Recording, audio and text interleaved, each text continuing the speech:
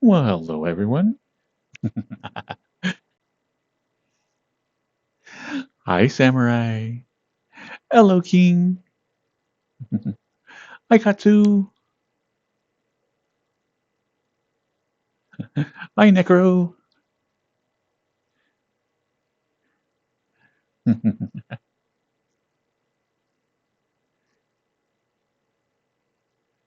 Hi, Cyrus.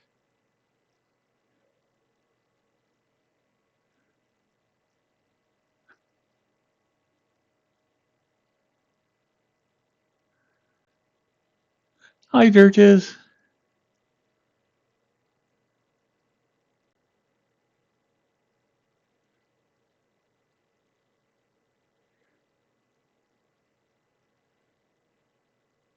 Hello, Andy.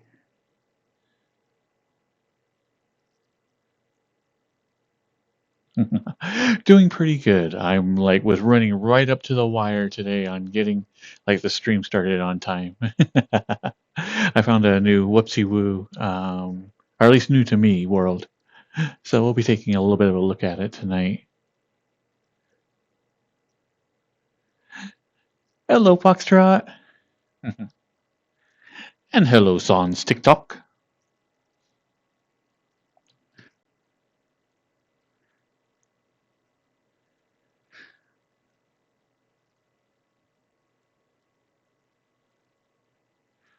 Ah, awesome, Cyrus. How was the trip? It wasn't too much.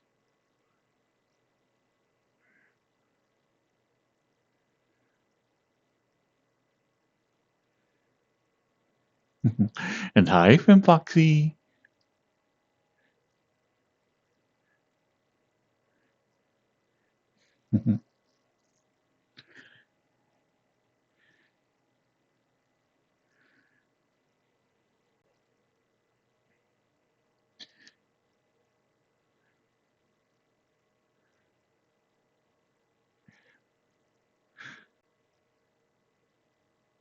Oh man, Cyrus, what the heck took so long? Was there serious delays between flights or something?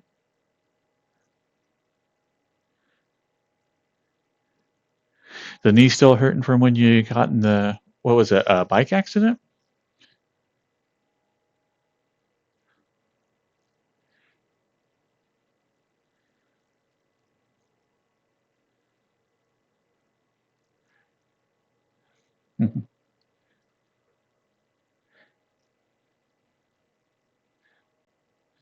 Hello, In Johnson. Okay, well, Andy, I guess then there's no sexy squats for you. Yeah, we were going to have a sexy squat standoff, but I guess we'll have to put that off. Hello, Spectre.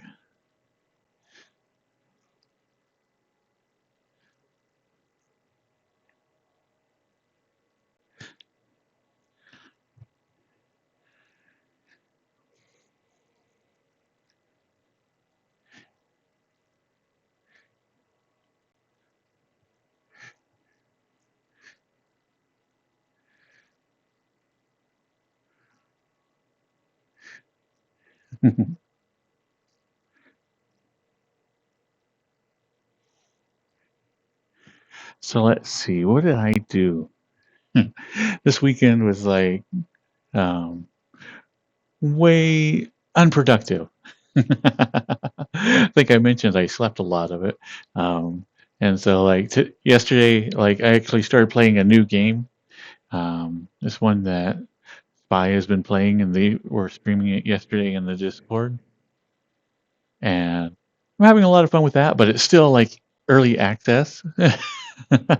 And so I got into one thing to where I couldn't log in with my character, and so I tried creating a character on a different world, and that didn't work. I couldn't do the initial bringing a home base. And then so I ended up having to delete all my characters, restart it over, and I'm like, which is pretty much early access problems.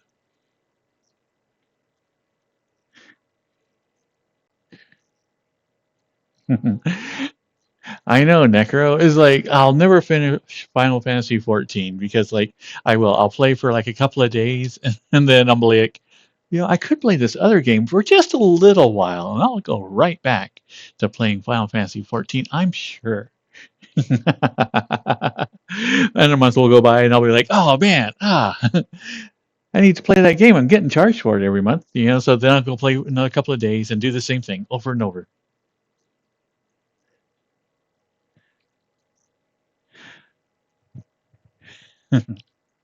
I know, like I told you, Samurai, the bad thing about streaming is that there's always tons to do. So regardless of what you do, there's still like 500 projects that you didn't get to yet.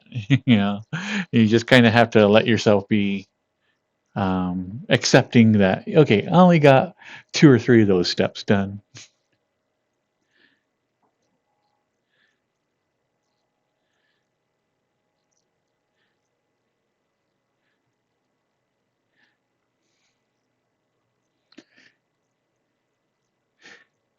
Hey, bro, God.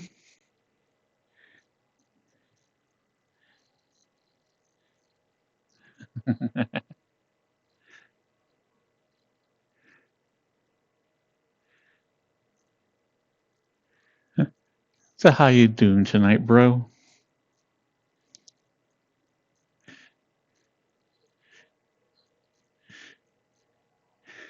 Aw, thank you, Andy.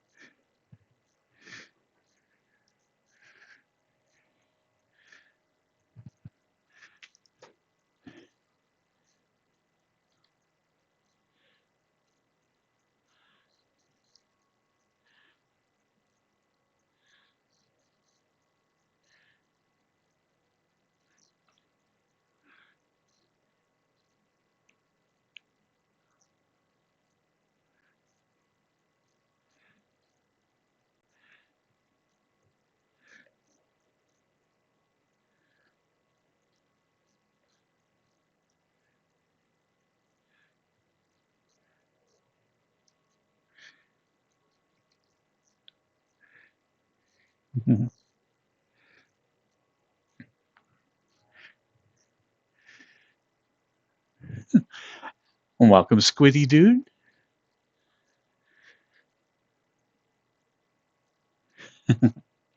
I know, Samurai, you got like tons done.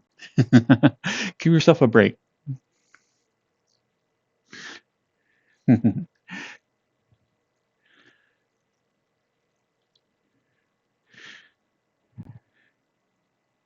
Hello, Big McLarge Huge. So tonight's theme is a playlist that is pretty much whatever the heck I felt like. I was trying to put together a playlist of like odd sounding songs, that were just a little bit, not mainstream. And then by the end of it, I'm like going, I'm just adding songs I like. So there's not really a theme to tonight's music.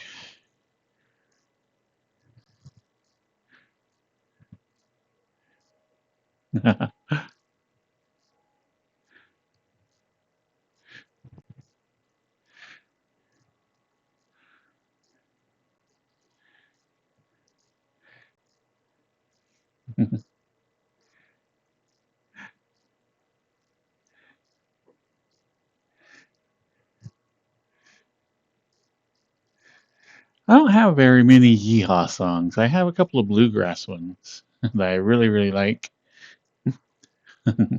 What song do you have stuck in your head, Big McLarge? Hello, Wheelie Husky.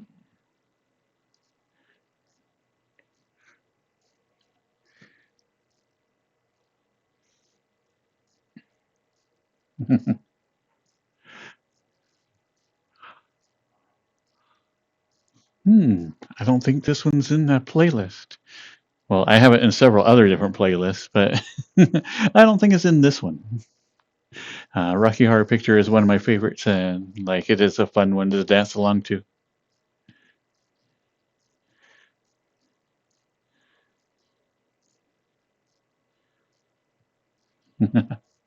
And Beck is always a good listen. Come to think of it, the other day I was doing albums, for the stream, and Beck is one of those that, while there may not be number one hits in all their albums, um, each album is pretty solid.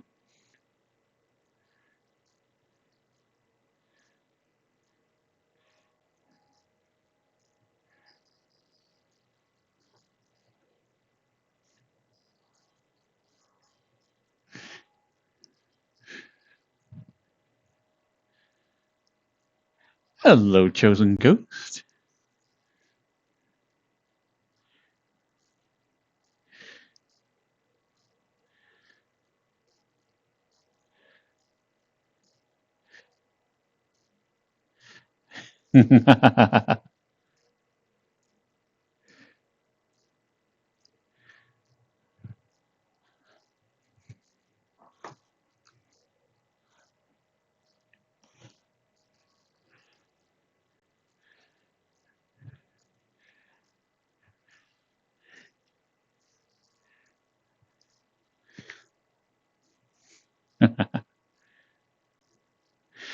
Now I'm kind of curious. Okay, let's do an experiment. Um, my room actually ends here, but my doorway is here. Wonder how far I can walk into what is basically my kitchen. It used to be a hallway, but I knocked out a wall and like, you know what? This is now kitchen. Okay, so do I have any trackers? Oh, I don't have one up here. I'll lose tracking as soon as I take 2 or 3 steps out. Oh, let's find out. Ah, door.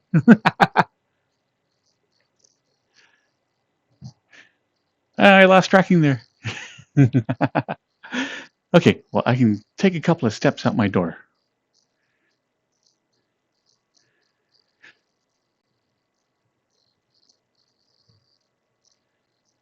I know I need one more tracker or emitter, or and so currently it's broken. And I'm like, you know what?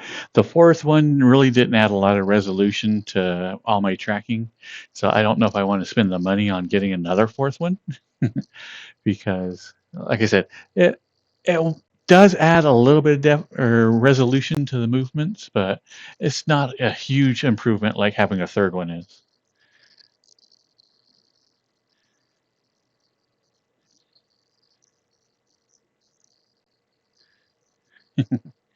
But right now I have a tracker here, here, or emitter, a lighthouse, I should say. And I need to put one right here because if I did that, then I could walk straight out. I probably could get a drink and still have traction. Tracking. Man, not doing good with words tonight.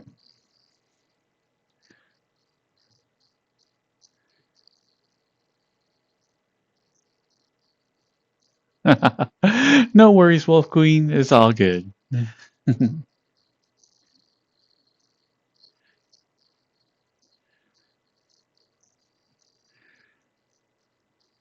But that would be like a fun little bit is I actually go and get something out of my fridge.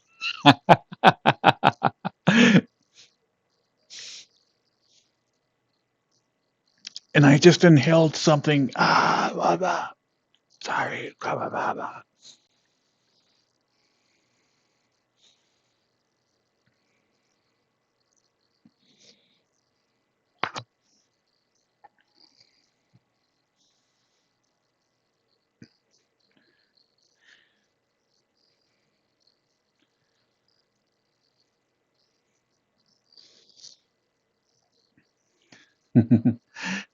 I don't know any of those songs big. You list 3 songs, I'm just like, what?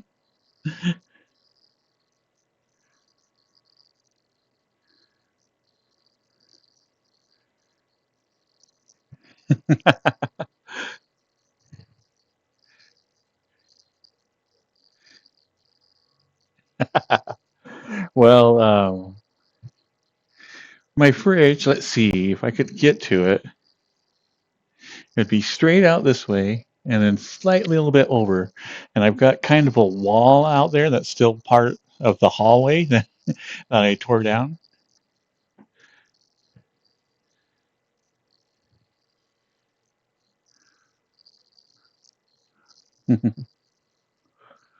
Hmm.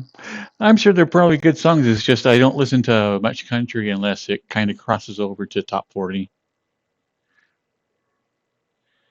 Hello, Kathmandu.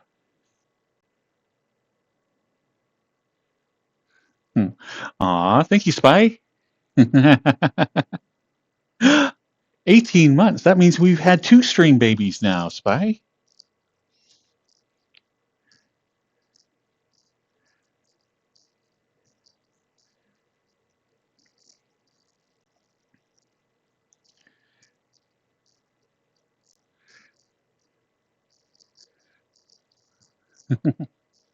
Oh, that's not actually not too bad of an idea. It's actually, I think you can have four lighthouses. Maybe I could hook up one in my kitchen. That way I could have a giant play space. The tracking wouldn't be like terribly good in there, but it still would work. It still would be functional.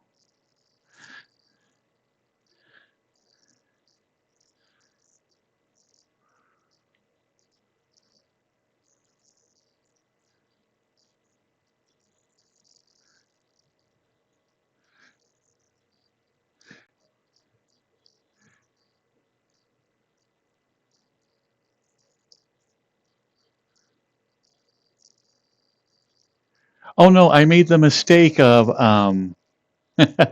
because like it's wireless now and I got the little router thing going for it.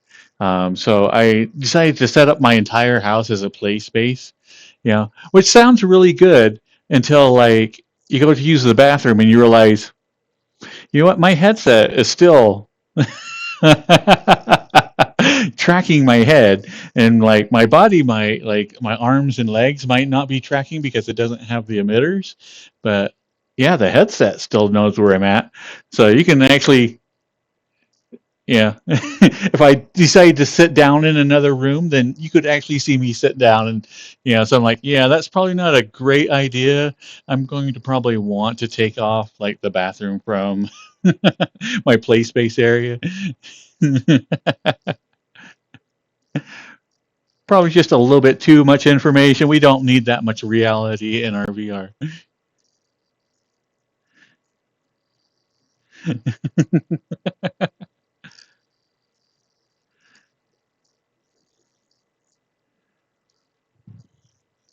But let's see, there was a redeem by Catman. Where is that? Where's it at? Where's it at? Receive headpats.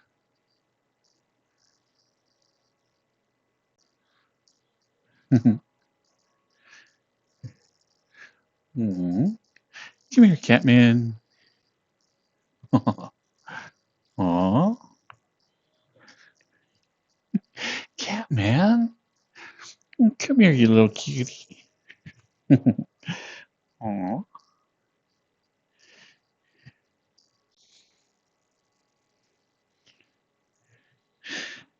that's a good boy.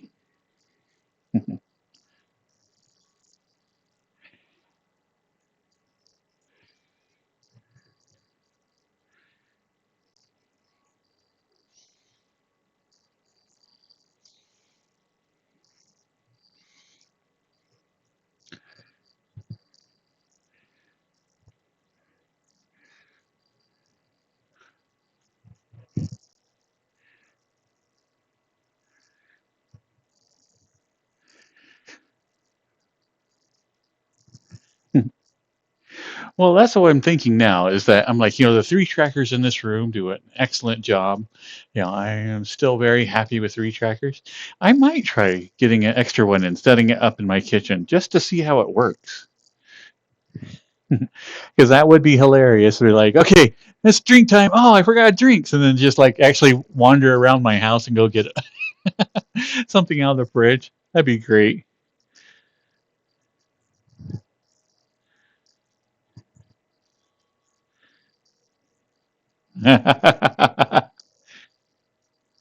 Yeah, my cooking stream will be like, okay, this is how you use an air fryer.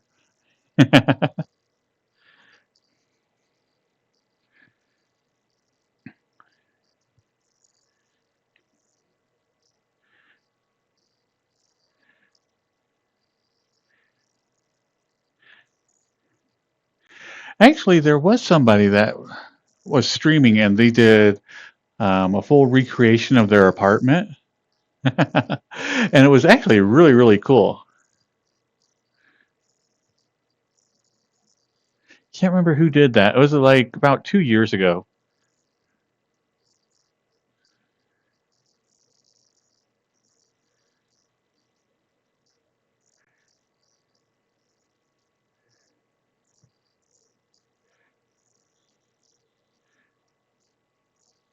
But that would be a really great idea. And I would like that um, to get like a larger play space. But I like the resolution of having three different base stations in one room.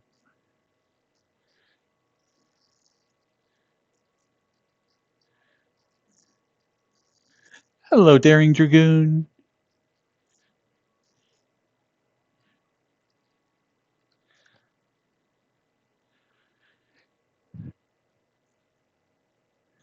But anyway, this person like did a recreation of their entire house, and like in Unity, and then loaded it up and made a world here in VRChat of it, and then they were able to overlay themselves in there, and then they had like the virtual windows that you can see here in VRChat, um, and they were able to use the camera from their pass-through thing to do like a little window to where you could actually see reality and them making the food. And I thought that was like a really, really cool idea. I think they did a wonderful job with it.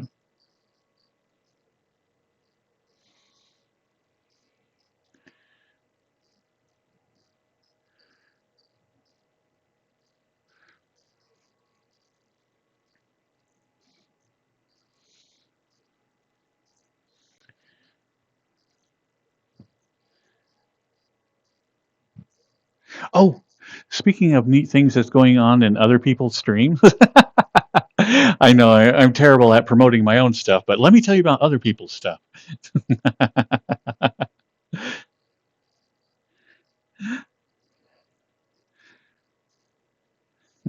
So anyway, I was watching Ari the Nico's stream the other night, and she's created this entire world that she's got like AI bots of herself, like inside the world.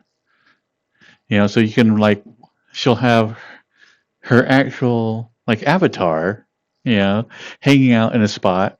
Then you can run over to her, and she'll be like sitting there. And they did like resting animations for her, so they recorded resting animations. And then you actually can like, there's a little thing on the wall where you can type in like a question or something, and it will feed it to an AI. It'll come back, and then the avatar itself will voice it. So it's just crazy. I'm like, that's some next generation stuff right there.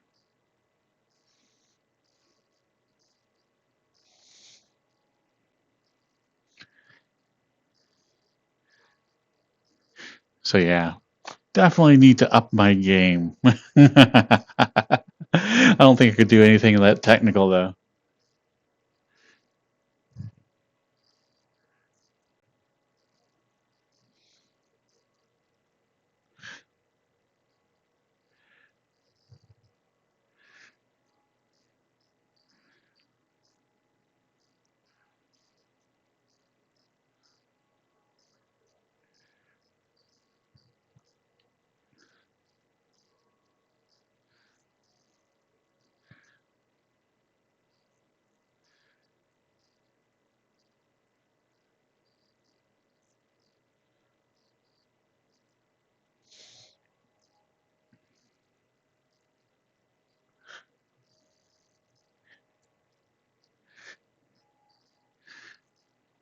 But anyway, this is Wispy Woo's newest world, or at least one I haven't seen before. It is called Metro Heights. Mhm.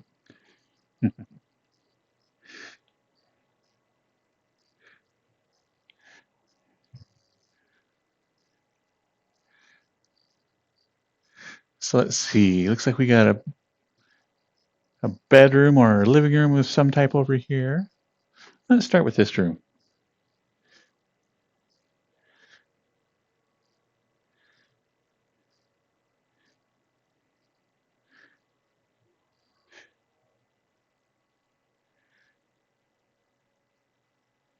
Ah, it's a movie room.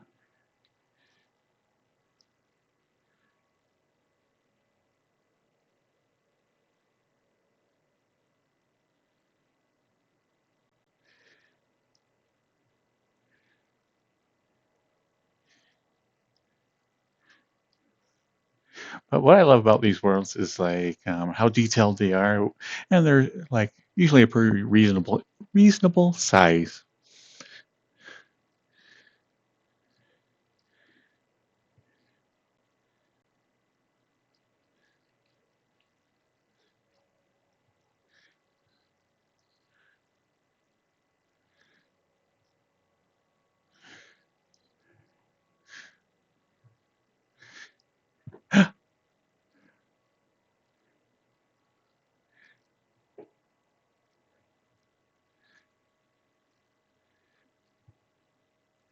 Ah, a little supporter page. Let's see. Looks like we have collars, rain.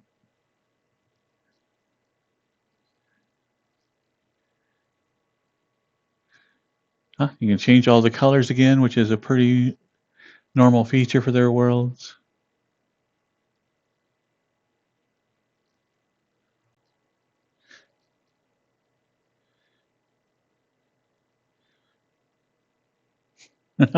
Could I watch myself?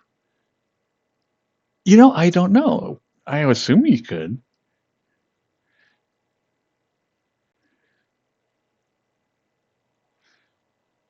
Hmm.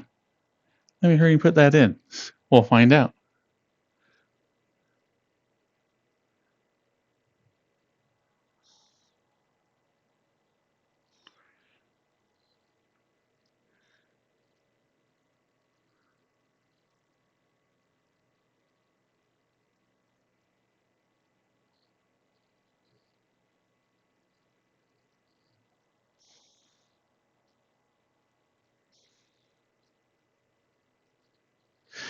Let's go find out.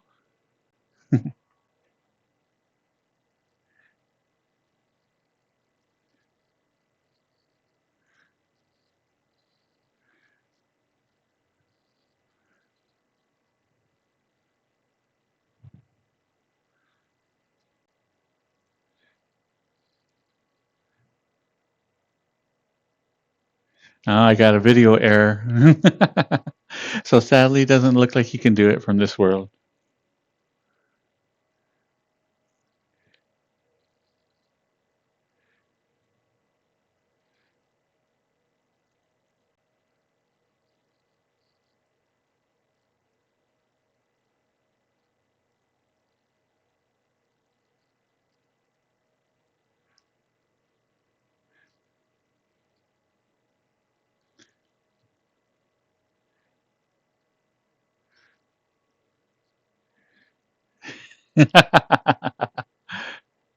Hmm.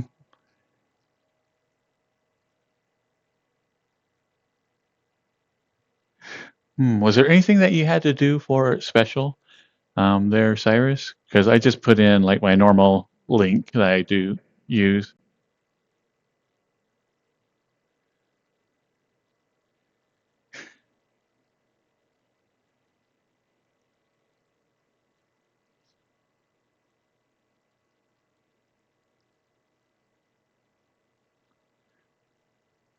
Ah, have to be a specific player. I see.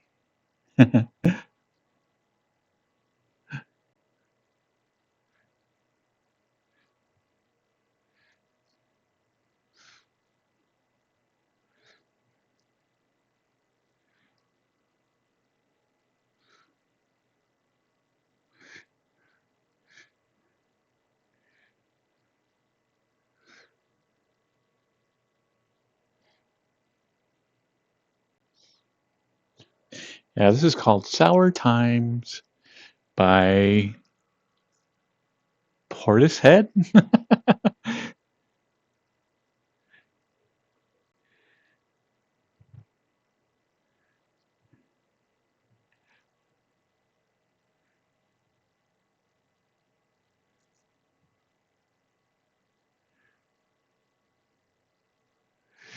Let me take off the HTTPS and see if it works.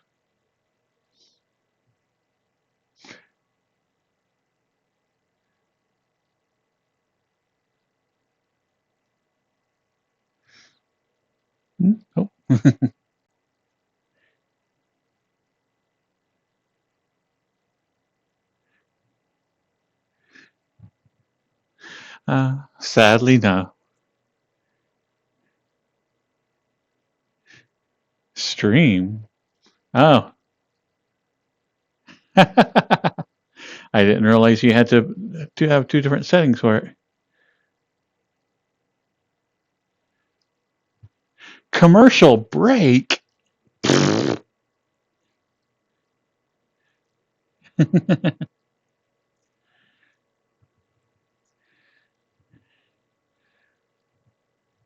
I know. Ugh. This is a little too meta.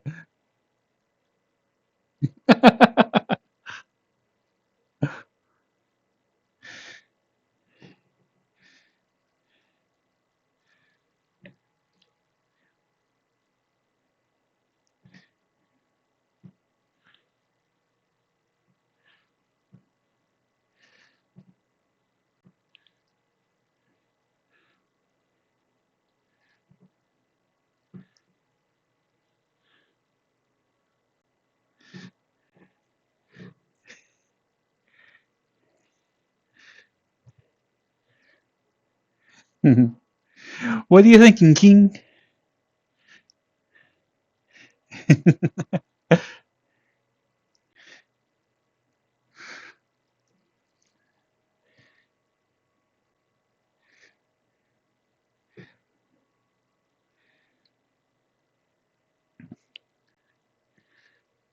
Double Vision by Foreigner.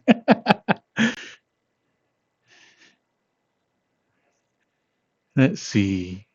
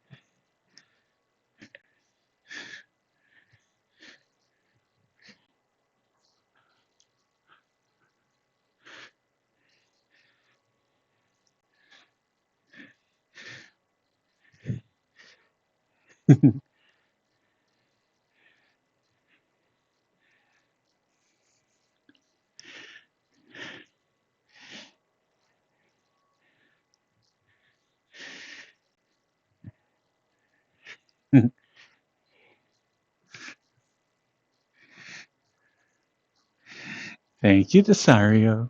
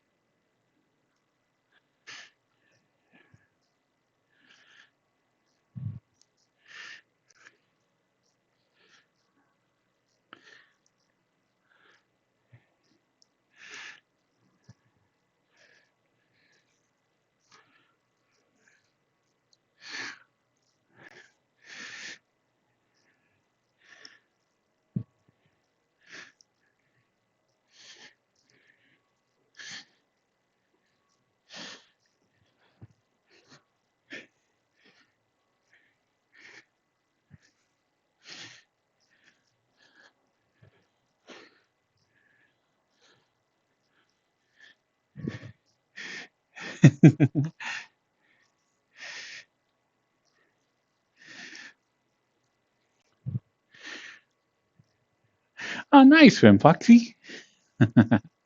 What kind of pride shirt did you get?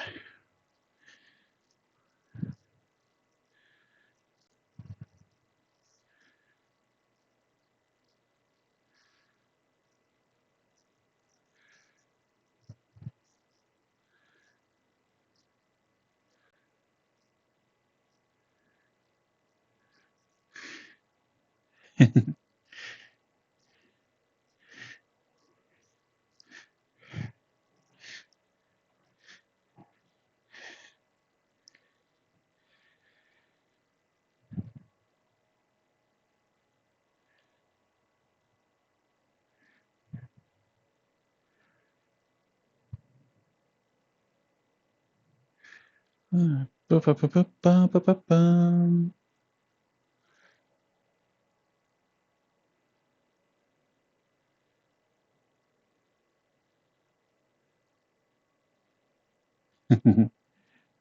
Nice one, Foxy.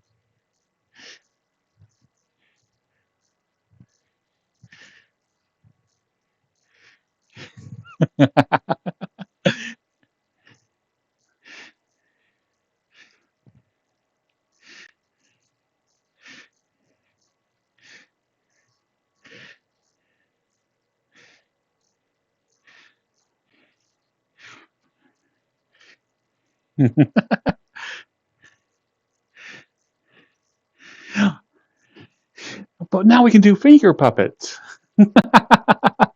Infinite number of them. Hello, how are you doing today? Oh, I'm doing quite good. How are you? Oh, well, I'm doing fine.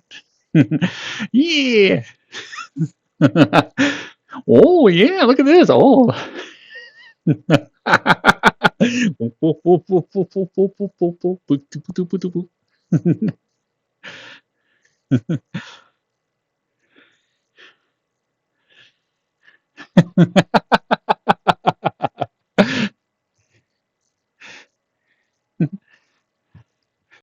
Why? I never. Oh, I'm so offended.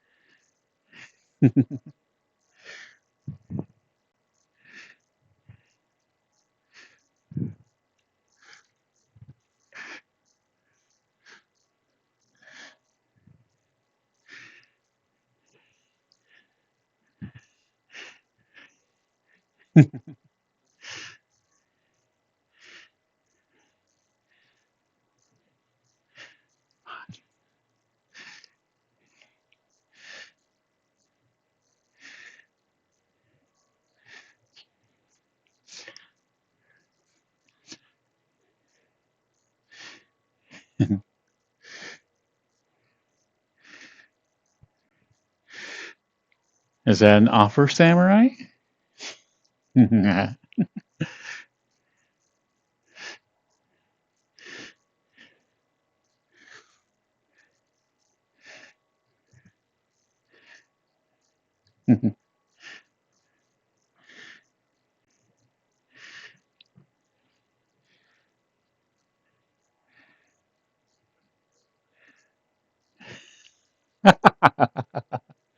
You have not, N. Johnson. Well,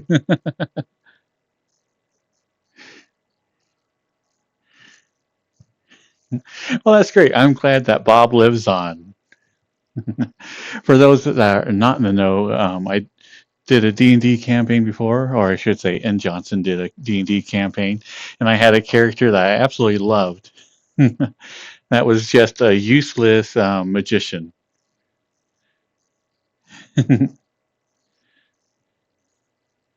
And so, like, basically, he was just a bookworm, and he was just literally Bob from accounting. Had so much fun with that character. And N. Johnson did a wonderful job of making a campaign that, like, him and his useless features, like worked wonderfully in it. He ended up becoming like such a favorite of everybody on the table that everybody would like kind of somewhat role play him. So basically, if anybody had a really good bit, they would just come stop in and like just take over the character for a little bit, and like I didn't mind it all because it was just so much fun.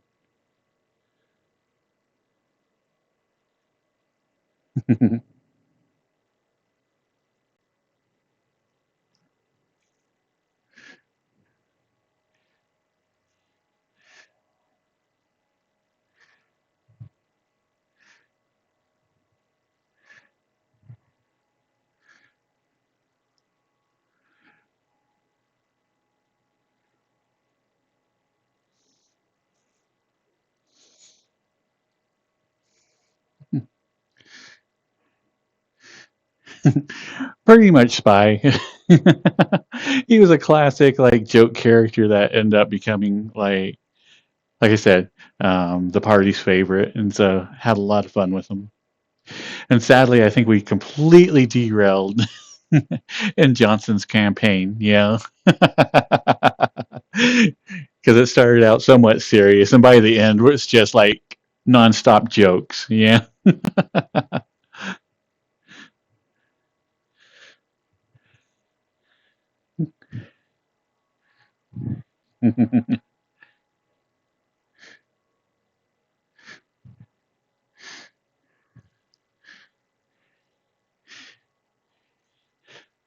But that's like the most accounting song ever. Is "Bitch Better Have My Money."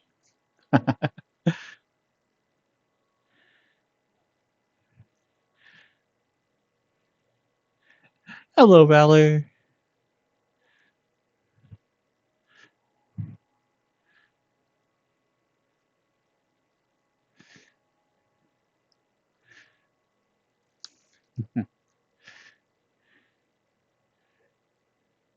I'm doing really good, Andy.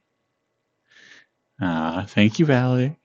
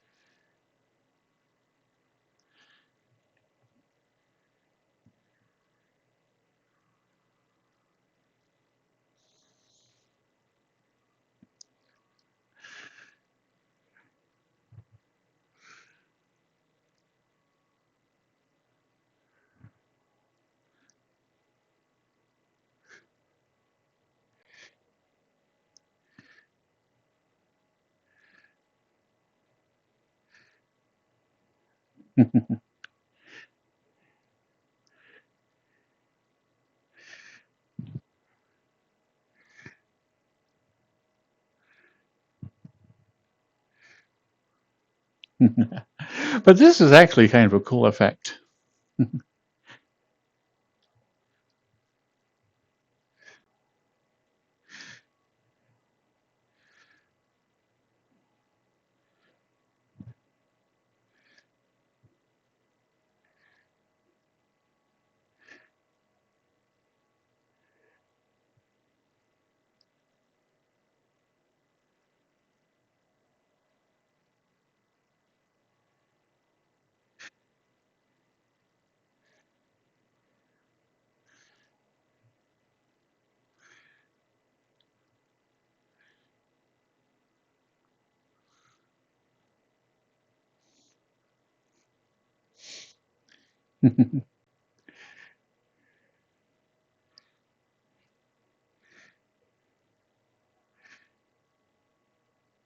Has anybody actually been to like one of those silent raves?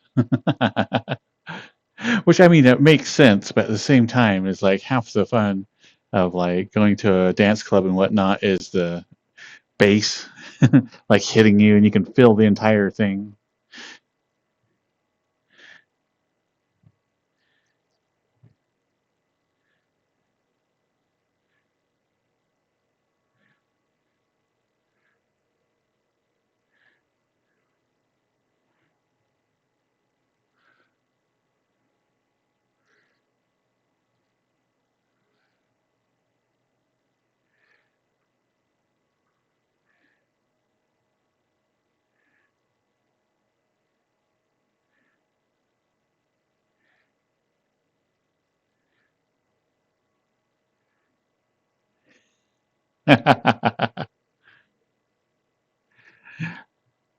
A silent wave or silent rave is where, you know, you still have all the trappings of a normal rave, but instead of like the music being loud and like pumping out, everybody's wearing like their own headsets.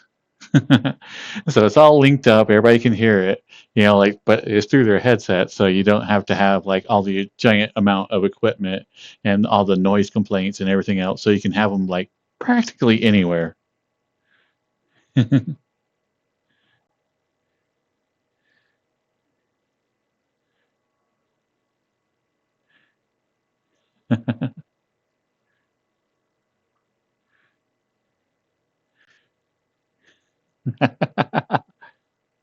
Well, if he doesn't know who like Depeche Mode or Pet Shop Boys or Alphaville were, then like, yeah, what does he think the old school is like on that?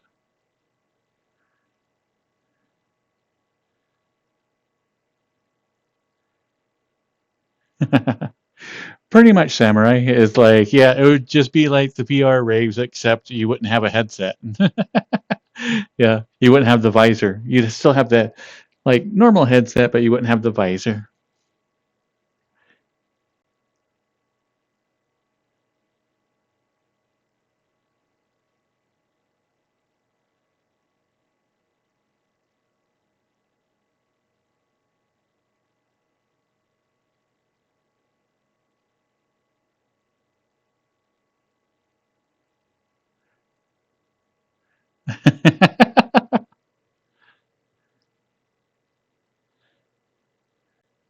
Wait, Soup's I is an L?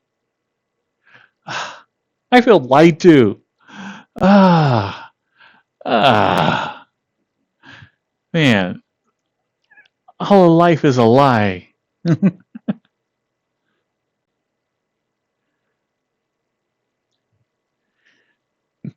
Doing pretty good, Daniel. How you doing?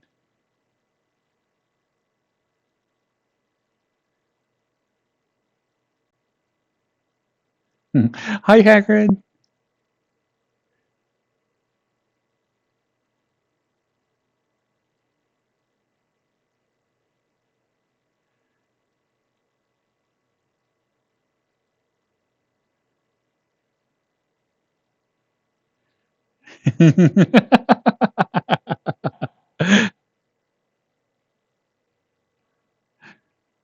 Okay, well, your name's no longer Soup. It's now Shilt. Hello, Shilt.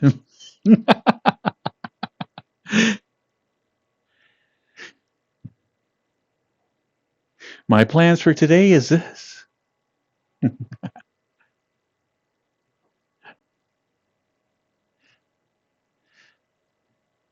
Oh, I got a bone to pick with you, Soup. Okay, so I'm having those delicious, like little veggie tater tot things. Yeah. And I'm like eating that, and I'm having like some chicken with it. Yeah.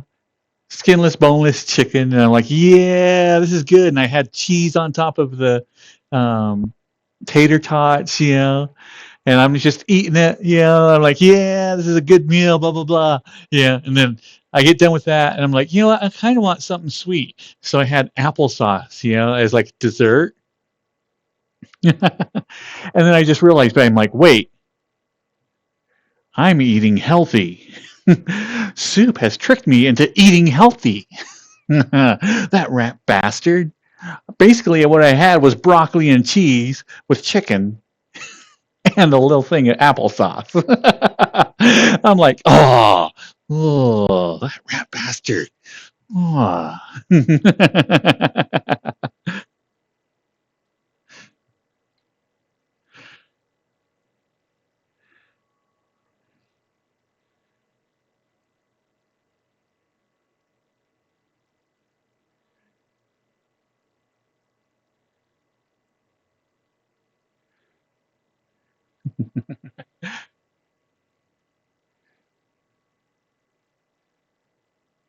I know. No, that's an excellent idea. And Johnson, I'm going to have to get like a double, like Whopper or something. Probably can't get a Whopper at McDonald's, but maybe a quarter pounder, a double quarter pounder.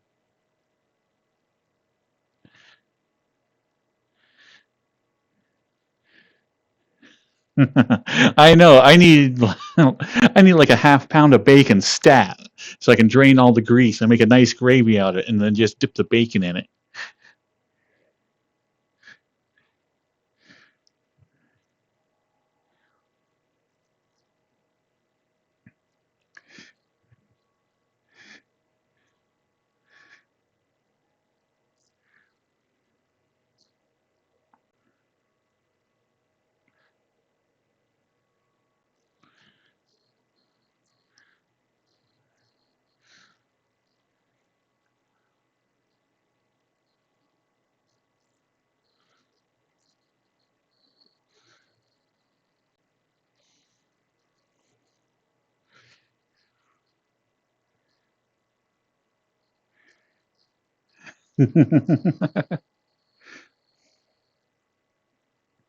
Thankfully, I have yet to need Metamucil. I'm saying yet. I know, like the age is coming up. I'm like, oh, that's going to be like an eventuality, but I still have yet to need Metamucil.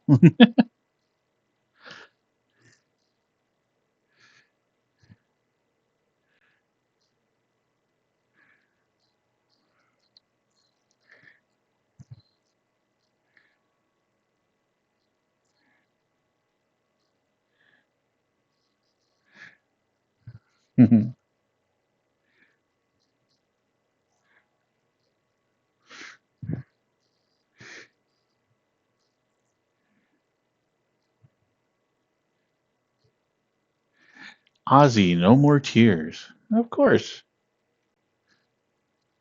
I do need to make a better metal playlist.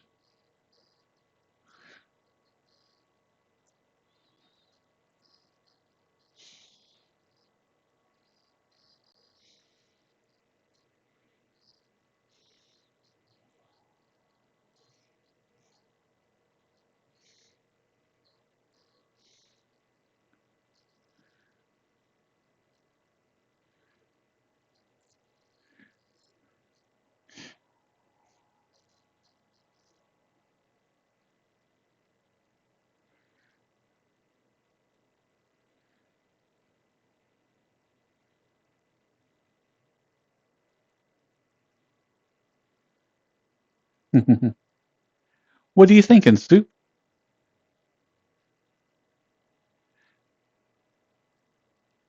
Touch, Peel, and Stand from the Days of New. Okay, I'll play it after this one.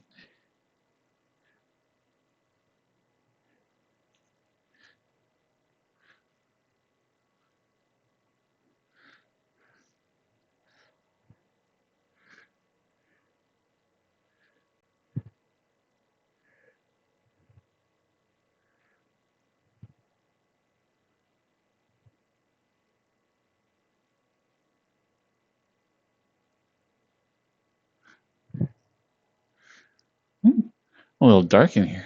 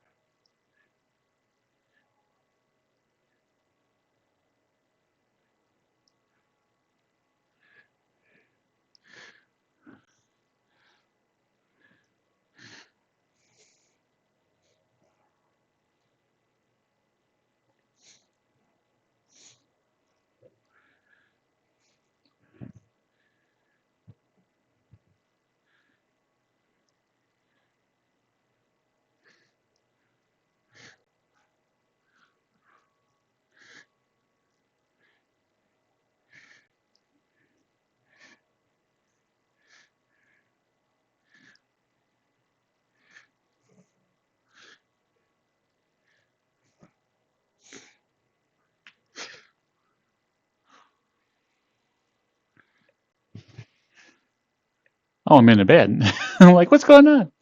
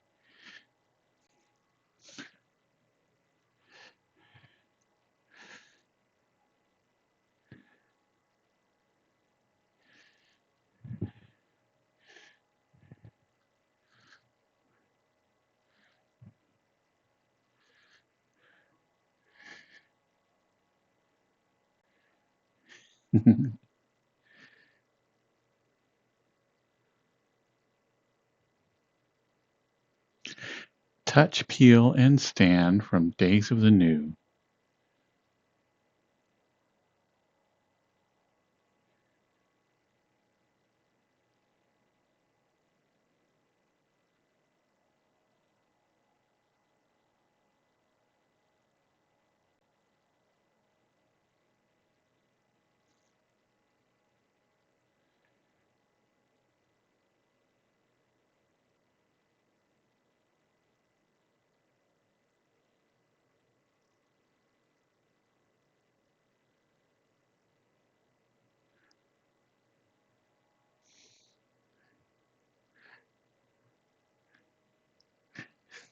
There we go. Get a little bit closer to the light source so I'm not so dark.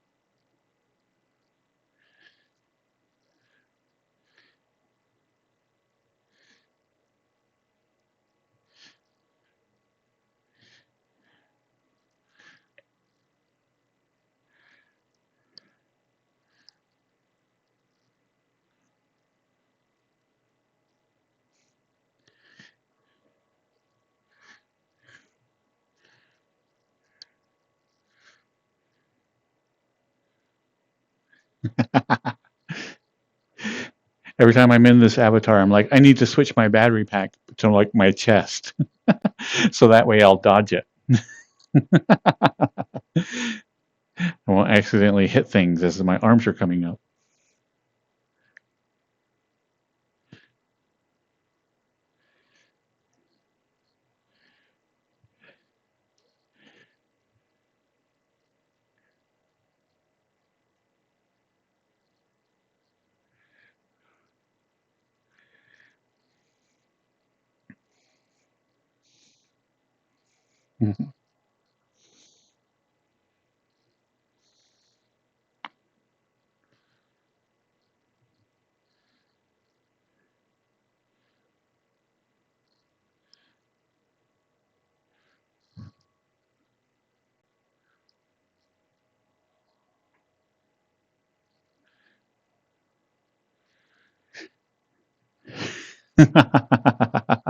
Oh, I know. I definitely need to figure out something for the 100,000. But it's one of those things that I think now there's 3 or 4 people that have 100,000. And so I'm like, dang. Let's see. There's Necro. I think Cyrus is close.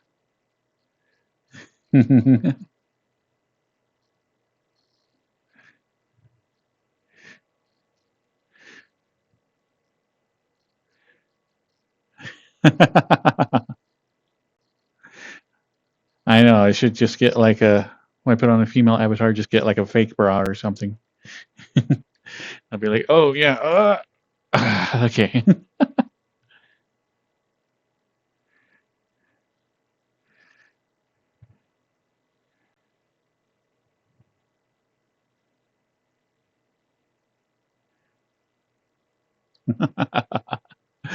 uh, that is so crazy because like I've mentioned it many times before, but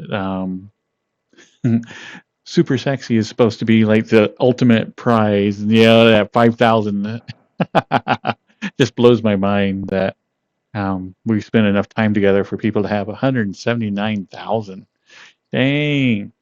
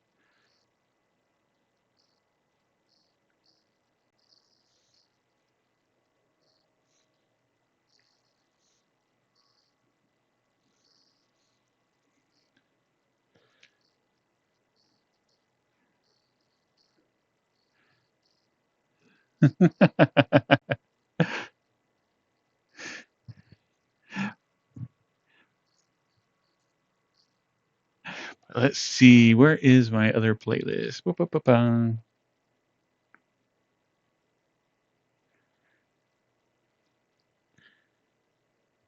Ah, here we go.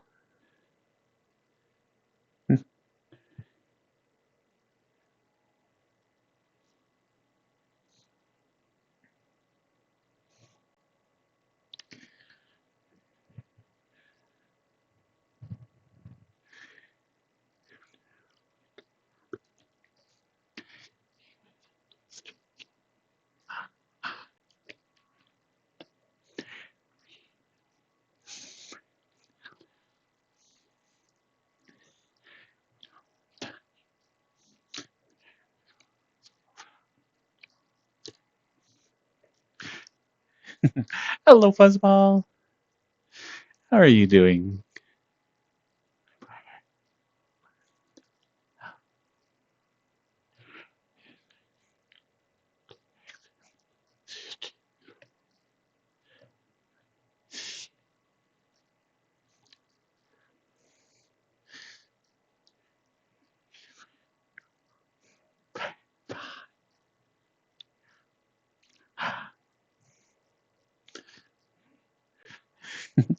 Aw. Well, kick back and get some rest, Fuzzball.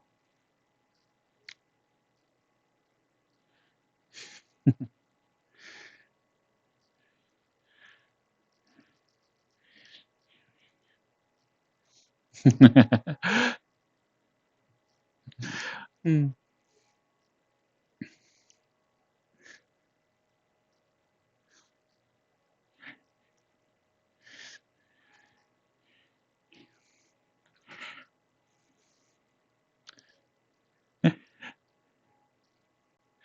I can remember watching Revenge of the Nerds back in the day, but I haven't seen it for like probably a good 2 decades.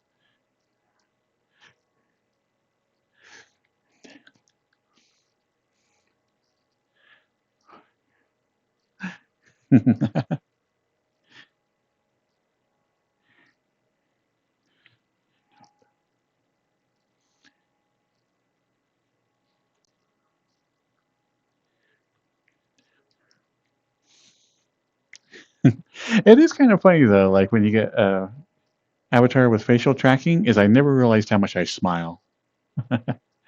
So I'm like, oh, that's pretty nice. Yeah, I guess. Might look a little sane sometimes, but hey, that's fine.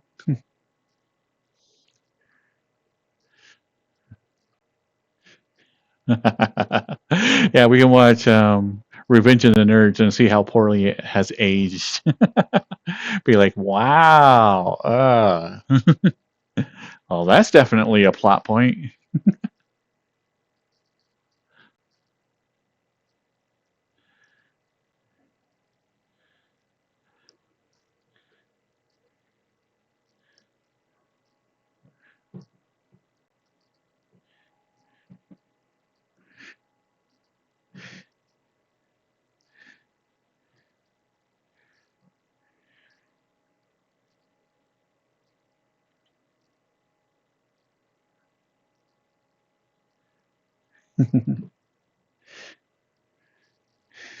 But man, this place has like the best show on TV.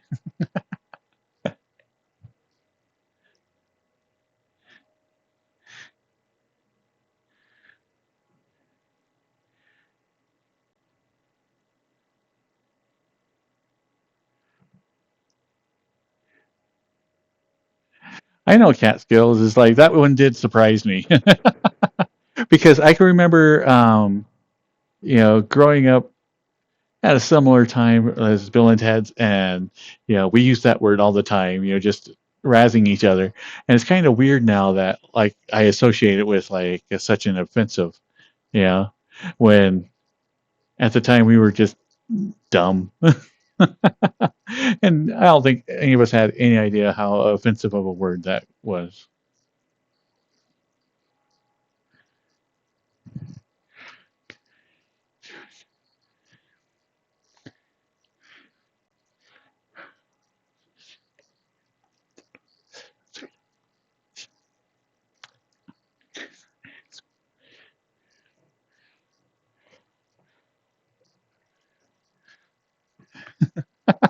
Whoops! Tell through the camera.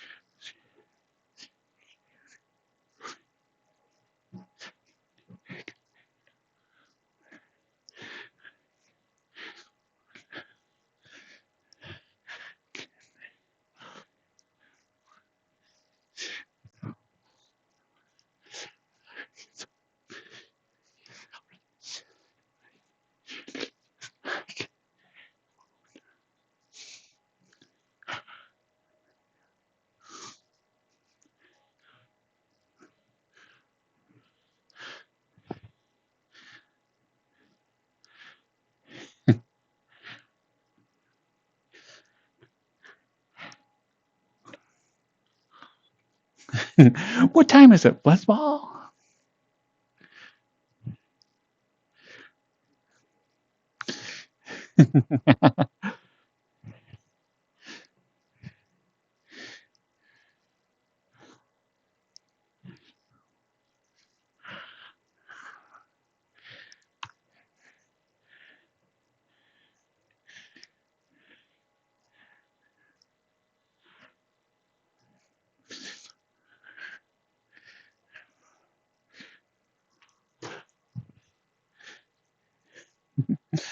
Aw, come here, Fuzzball.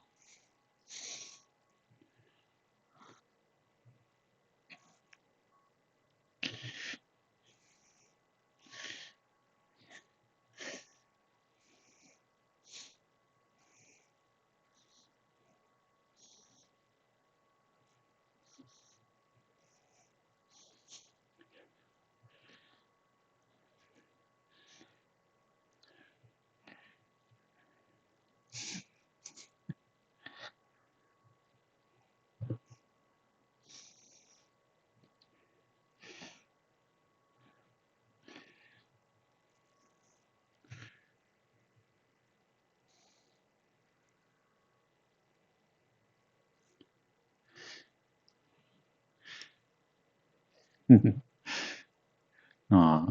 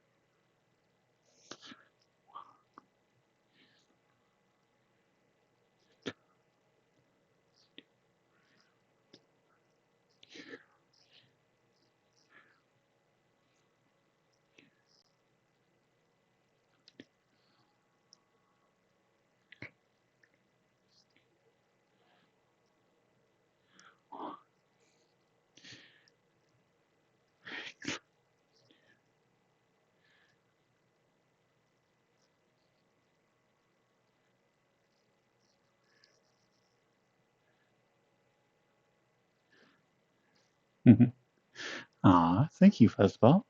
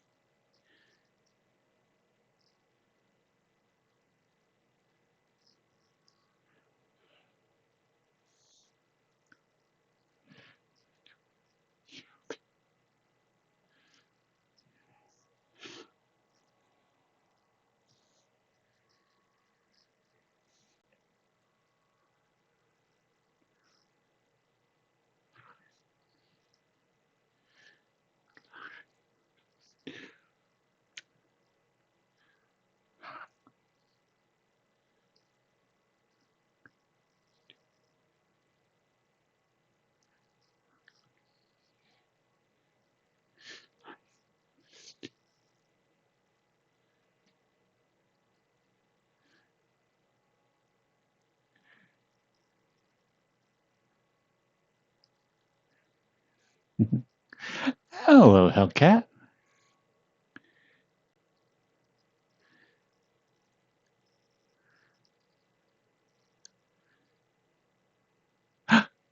No poops. Only pets.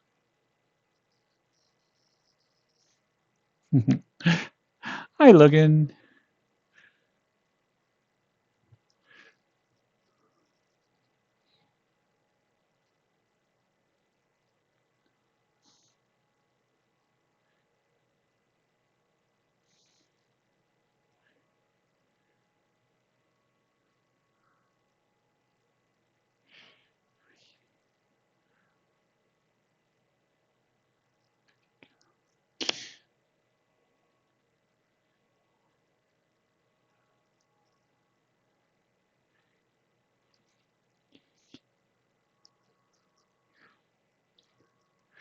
Hmm.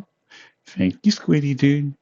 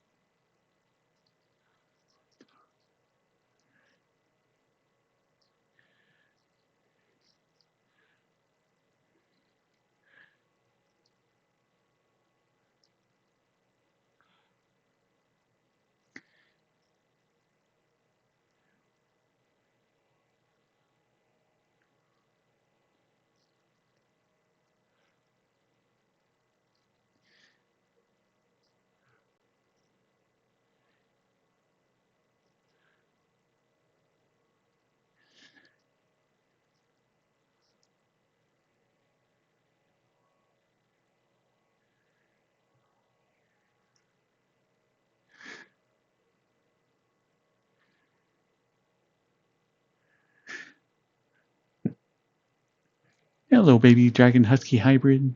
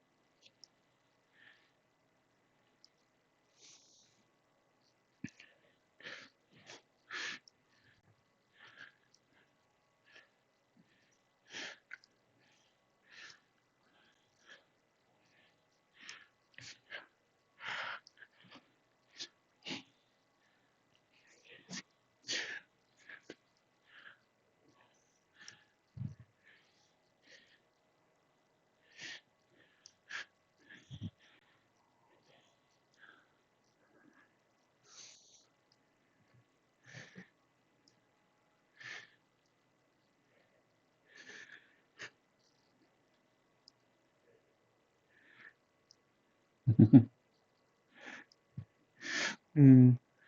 Feraldi was a fun event. I am really, really glad that I went this year.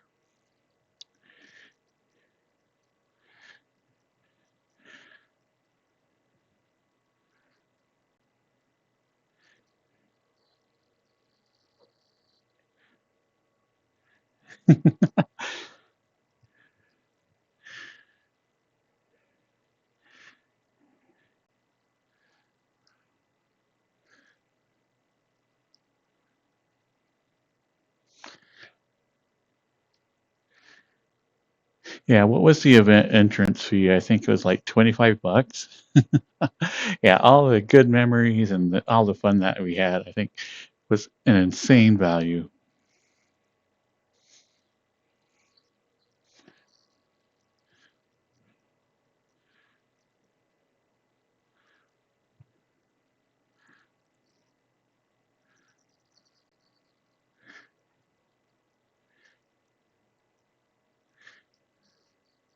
Oh, I didn't know that there was a free voucher out. That's actually super cool because I know there's a lot of people in the community that are very generous. So I can see that being a thing.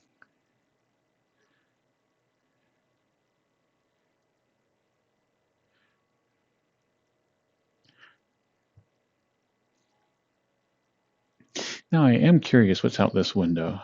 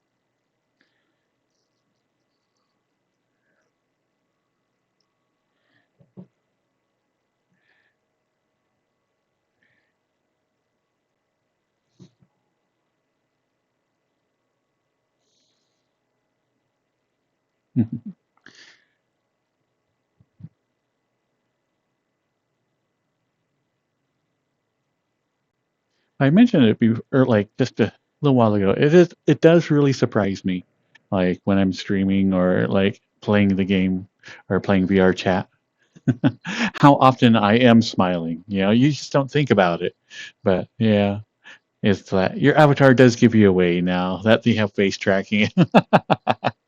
So it's like, no, I'm actually going to pout now.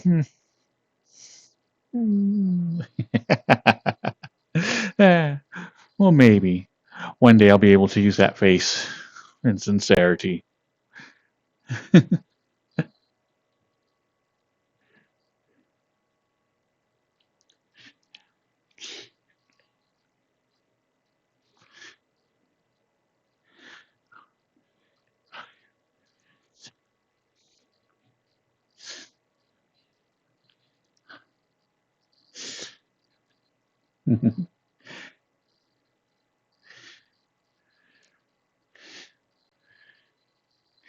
Thank you, Necro.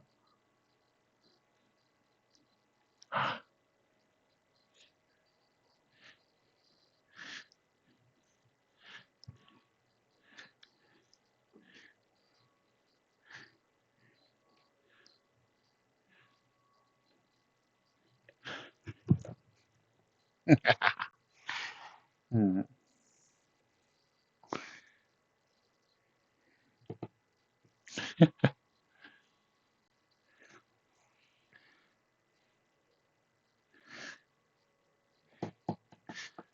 mm.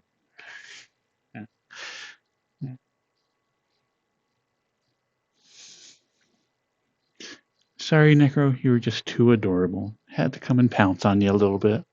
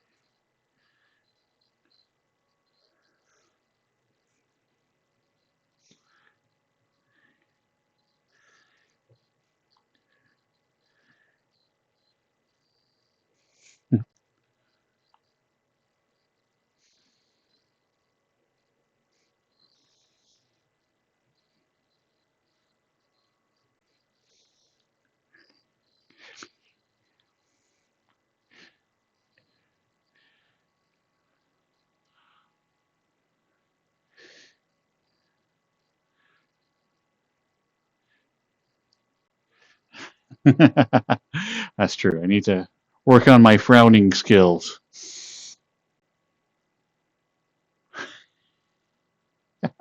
Okay, I can do this. See, Think of something really sad.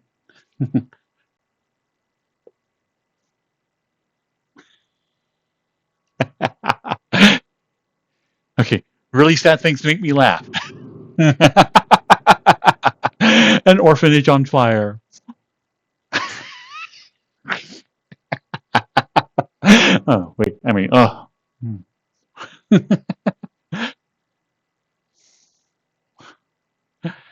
So there's, oh, that's a good one. Soup took the last pudding pop.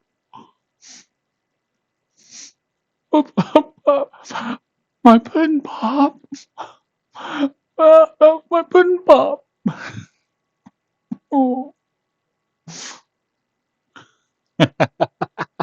See, that was a good one. I can get sad about a lost pudding pop.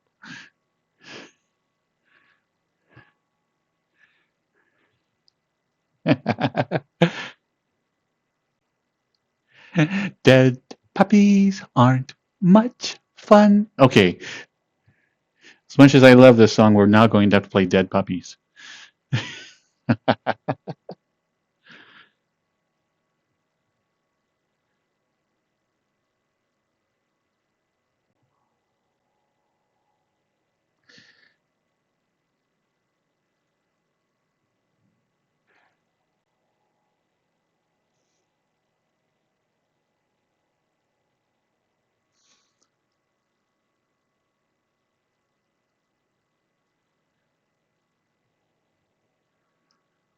Why can't I grab any of my stuff?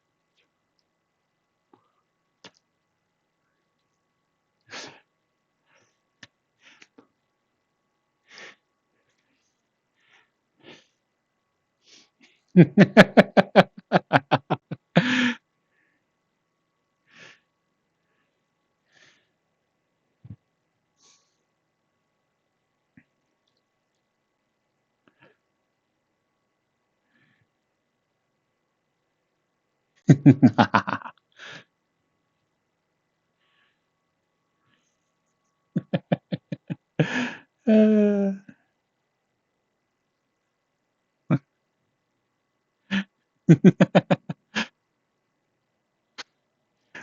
but man, back in the day, that was always played on Dr. Demento.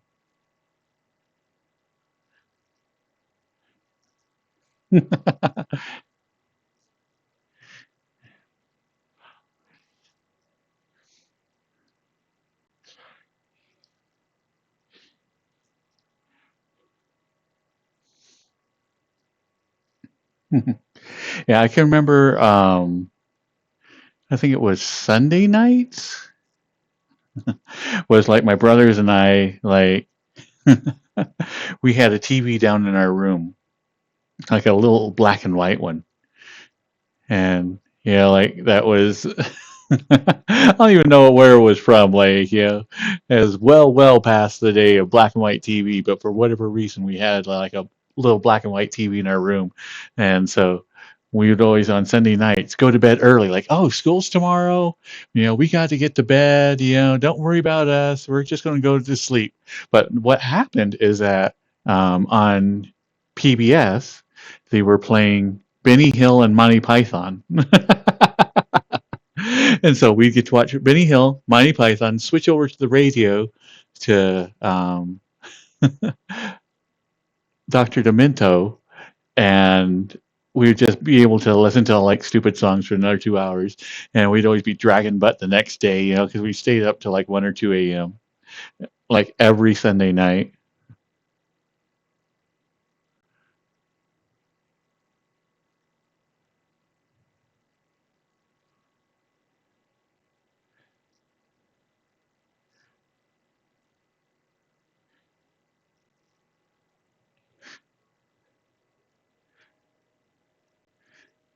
Yeah.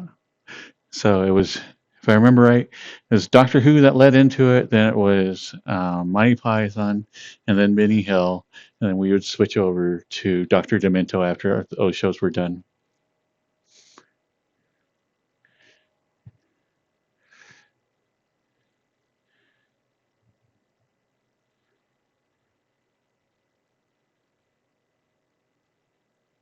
Let's see.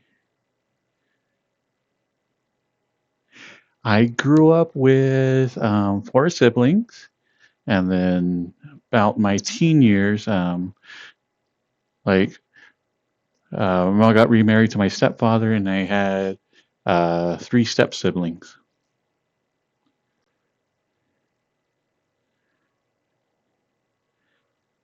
And we did not all live in the same place, but anytime there was like big get-togethers, everybody would swarm like the same house.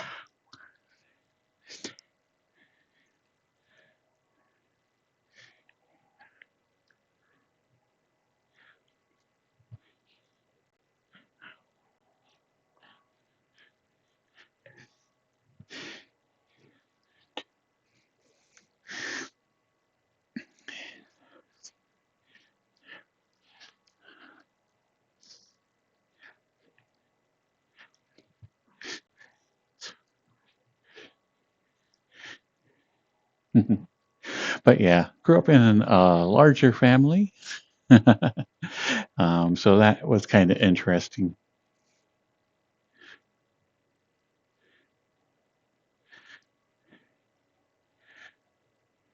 had 2 older sisters and an older brother, and 1 younger sister.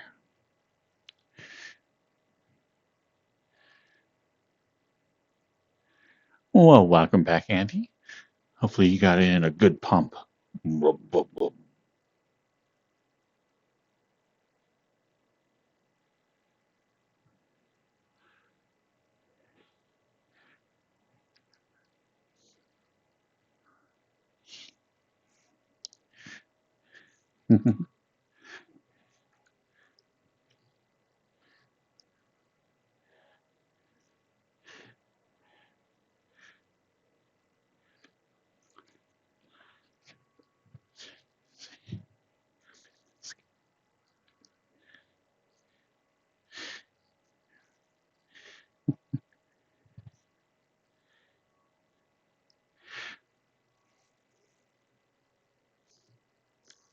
But what's great about this band is like it's Big Pig, and if I remember correctly, I got this tape for free.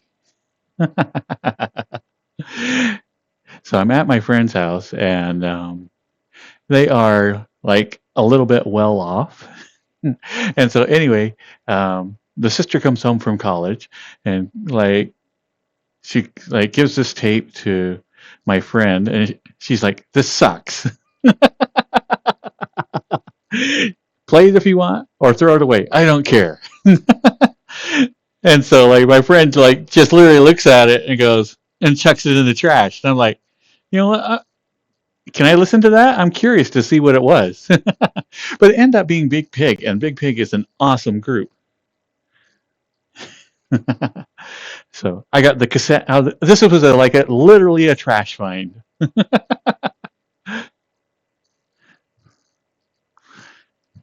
Which, come to think of it, I think one of my favorite games is that way too.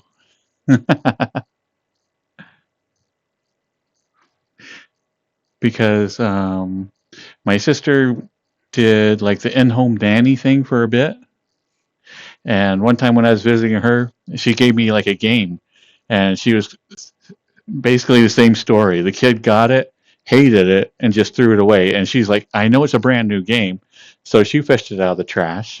And the next time she saw me, she's like, "Here, play this," and it ended up being like Dragon Warrior. I'm like, "What?"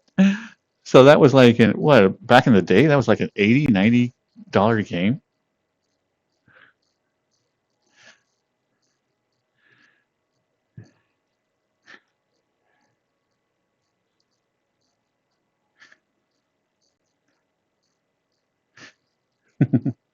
So yeah, I've had some good luck at like rummaging through trash.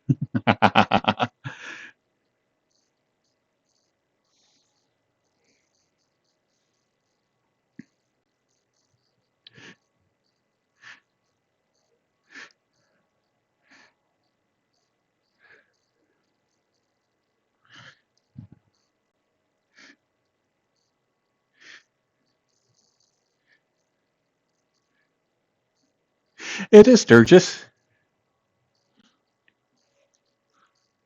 And if you listen to the entire album, it's actually pretty solid as well.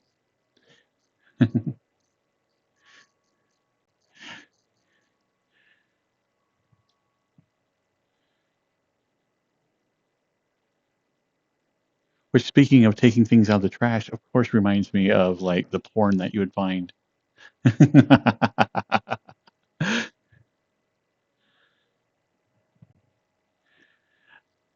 I think as soon as my brother hit his teenage years, like every time my dad needs to make a run to the dump, my brother would volunteer, yeah, and like, I'll go with you, yeah, blah blah blah. And so anyway, as he was taking out the trash, he'd be like opening up trash bags.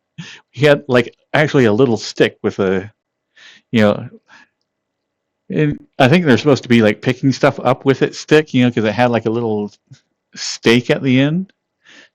But anyway, he would like open up the bags looking for dirty mags. Yeah. Yeah. So there was one day that he found like the mother lode in a box. because he found like an entire cardboard box filled with dirty mags, and he was like, "Wah!"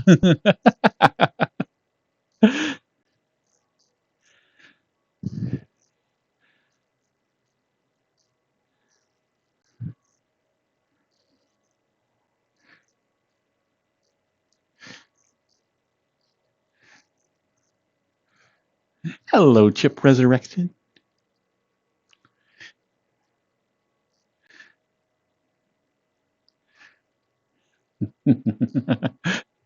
It was. It's like my brother was like grabbed it. He realized what it was, and so I see him out in the middle of the garbage pit, basically like this, like, "Wah!"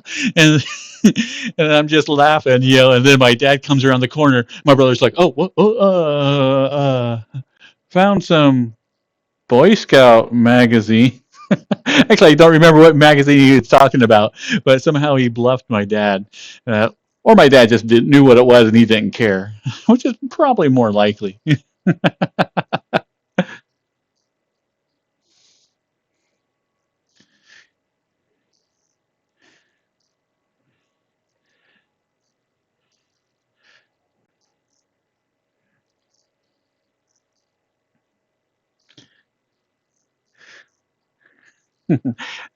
Hey, Chip. Well, it's important to move every moving part. I think a lot of damage can be done to like any system if you don't have like every um, part that is going to be mobile looped up somehow.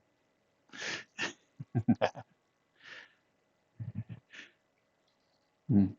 I'd be surprised how many different like electronic systems have some type of piston system in it. So if it's going in and out, you definitely need to lube it.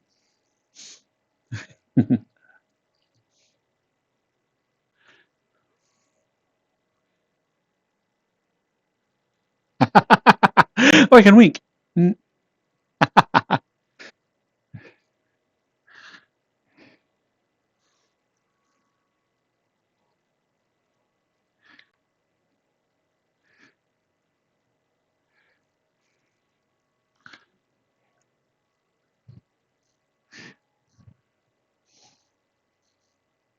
Oh yeah, I think the original Playboys would actually sell very well.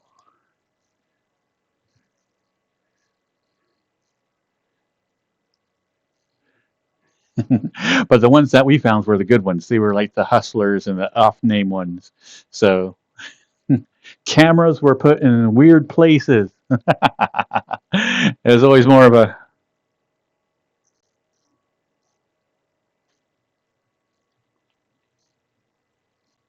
oh, okay, I see what that is.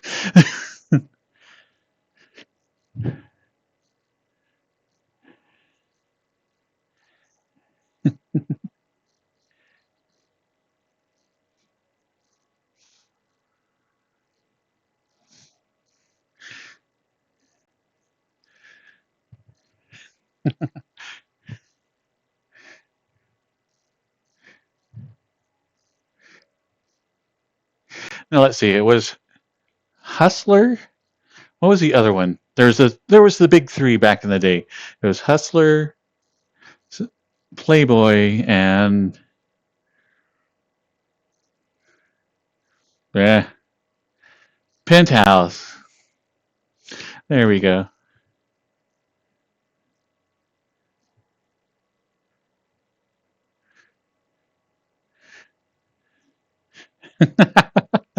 Sadly, soup. I don't think there was any called just jugs.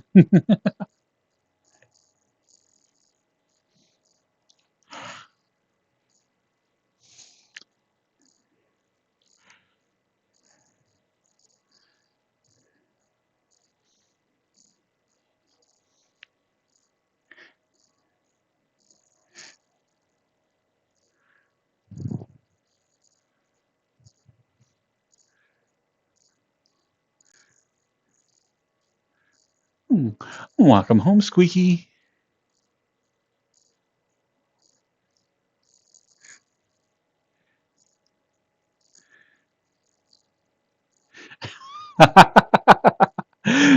A copy with a cover of Nintendo Power on it. That's not bad.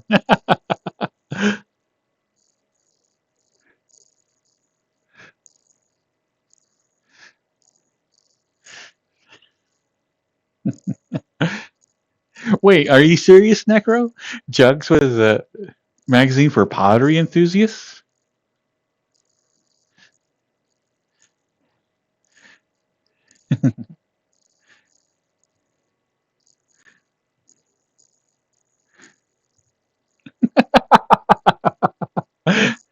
But I wouldn't doubt it. Back in the day, like they had a magazine for like every little thing you can think of.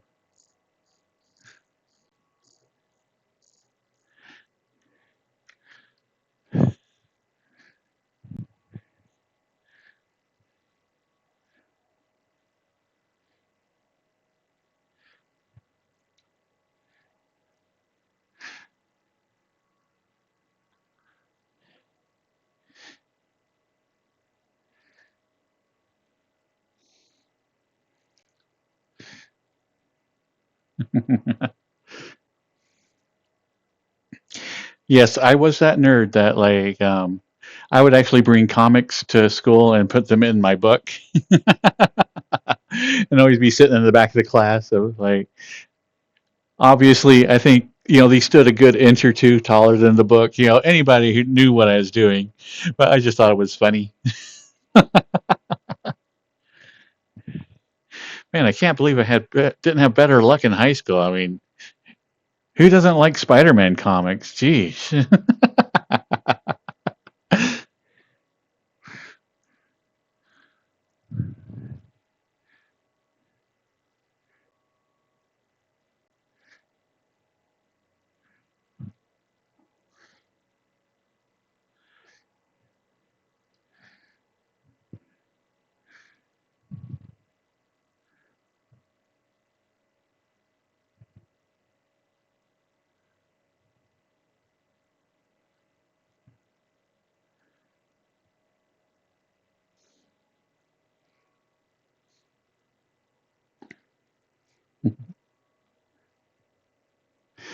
Well, the three that I can remember that were the most popular were Playboy, Penthouse, and Hustler.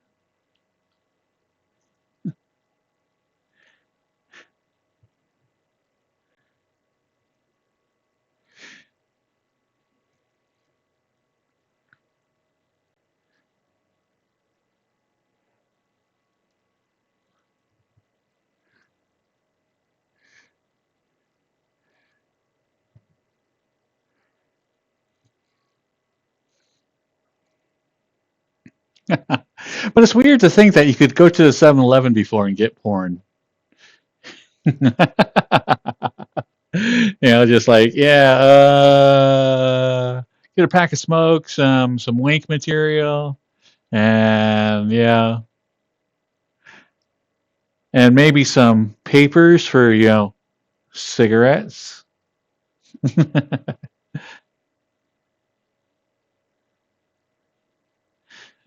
Hello, Skyless.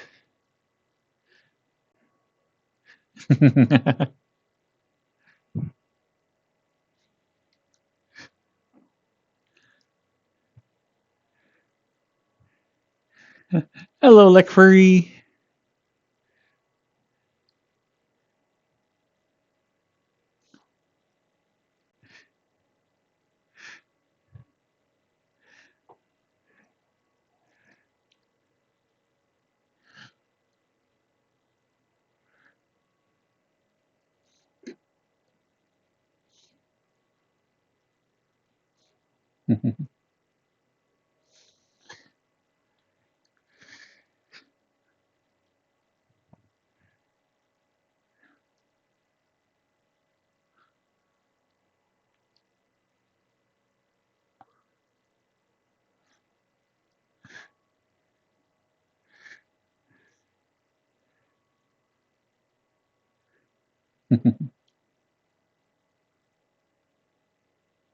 But there was definitely, wood pornography as well.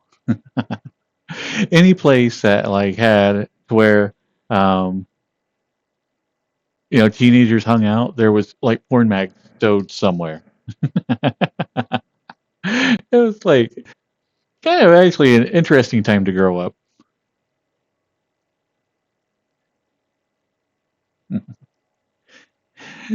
Doing good, Racky. How about yourself?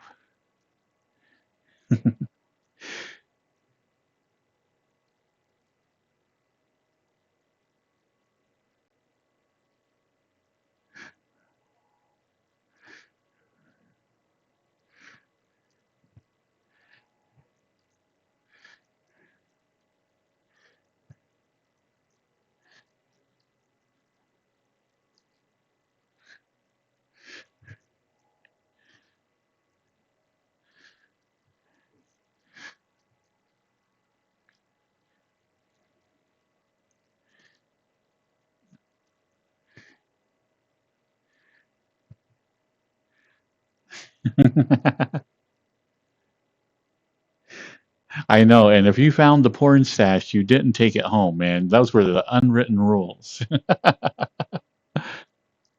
Okay, you might take one or two pictures out, but you left basically the entire magazine.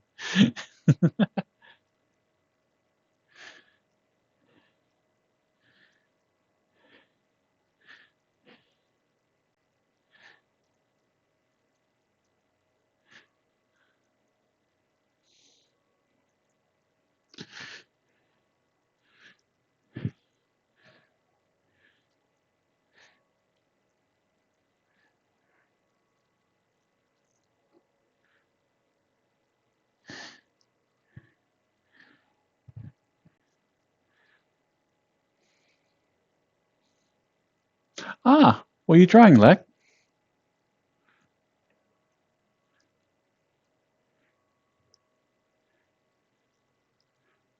That's pretty close to a jinx. So, I'm watching you. Hmm.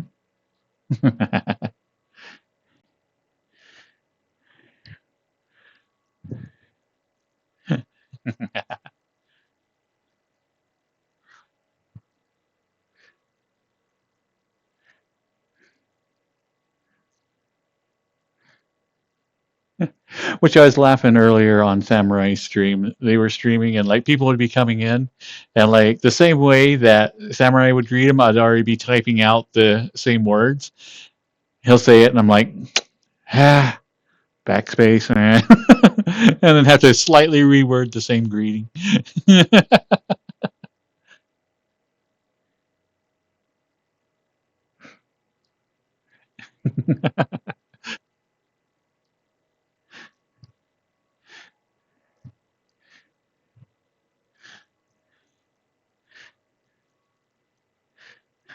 I know Control A works, but I like the there's something just so satisfying about it.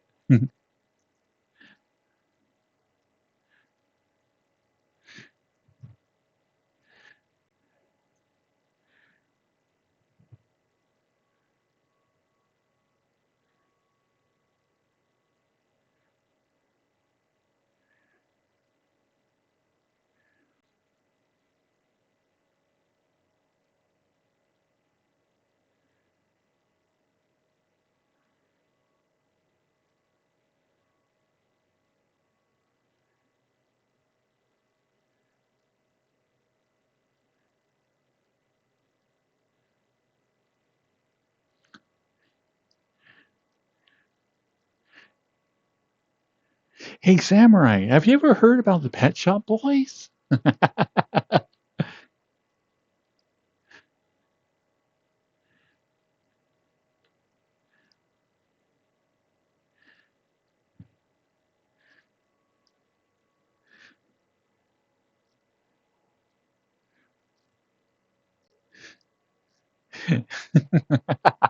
Okay, I am surprised about Depeche Mode. I've met a lot of people who've never heard of Pet Shop Boys, sadly, but Depeche Mode was like a big, big group, you know.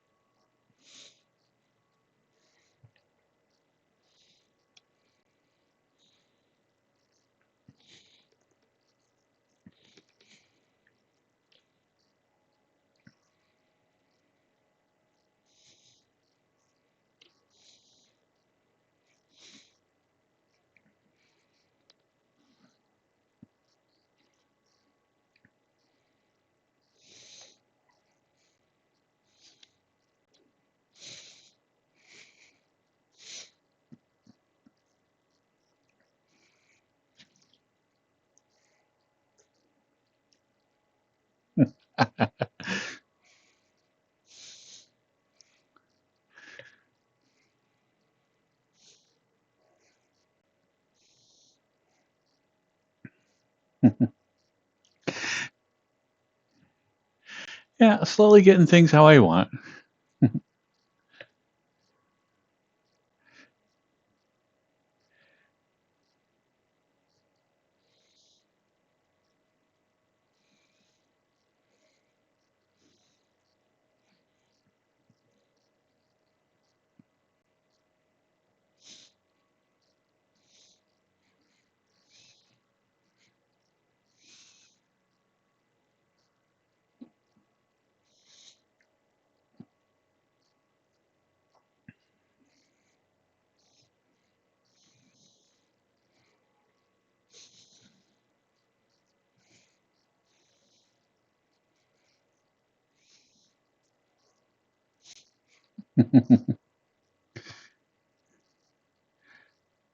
Well, happy early birthday, Glitch.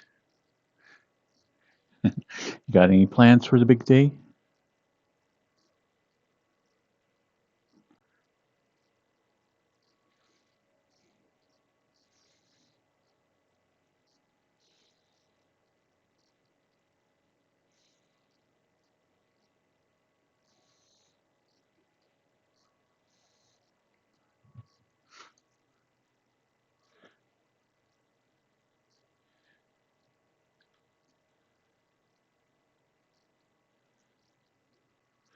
Aw, another little cuddle pit. And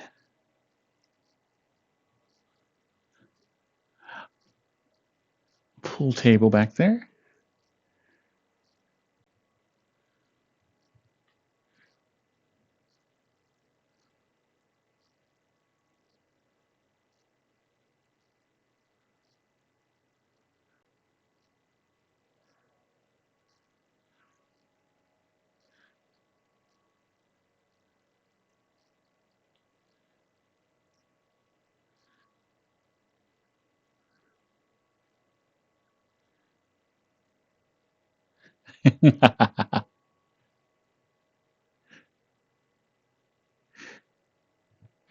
Aw, poor samurai.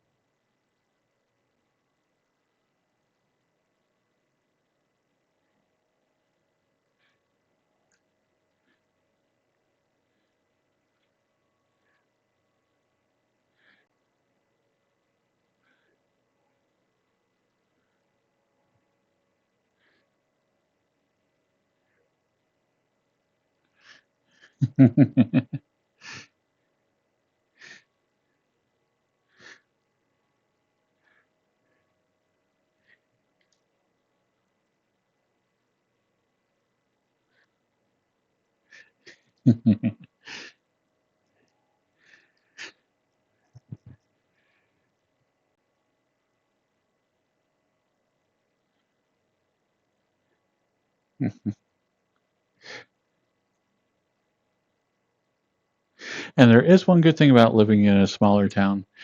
Today, I was like, man, I am feeling so lazy. I just want to go and buy some lunch, get some fast food or something. And so I start going through all the little restaurants here in town. And I'm like, all of those sound terrible. I'm just going to make something. Hello, Pear.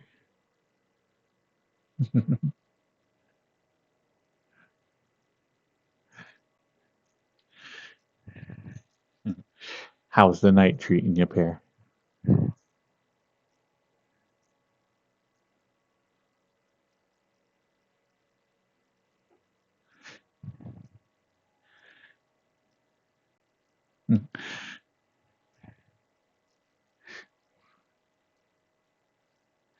Mm.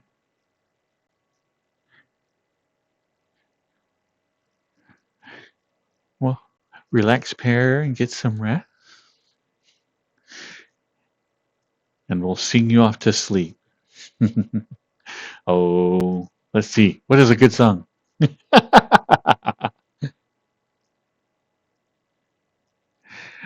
I'm looking over my dead dog Rover, that I have the power more. One leg is missing, the other is gone, the third leg is scattered all over the lawn. No need explaining, the one leg remaining is spinning on the power blade. My dog's not eating, he no longer barks. He hit the propeller and turned into sparks.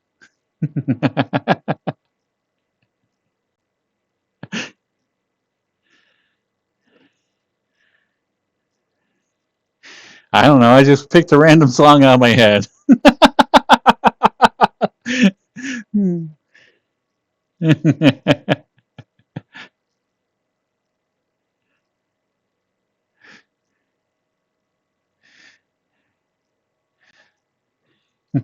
Well, we did the dead puppy song. We have to stick with a theme.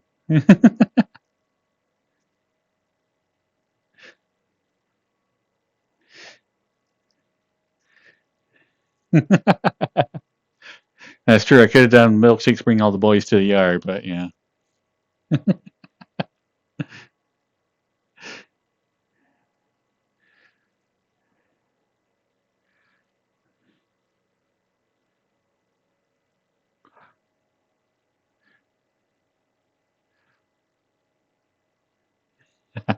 And it pretty much was Pear.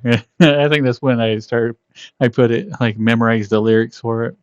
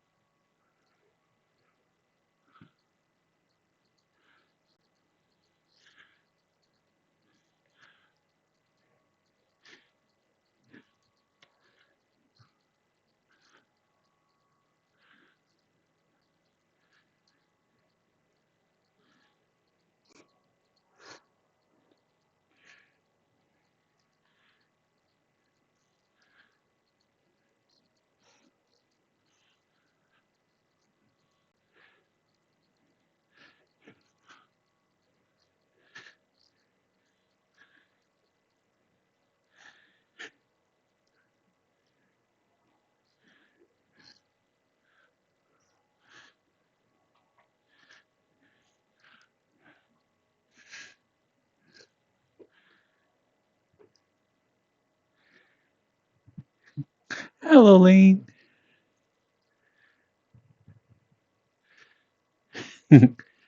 Hello, Roy. How are you doing tonight?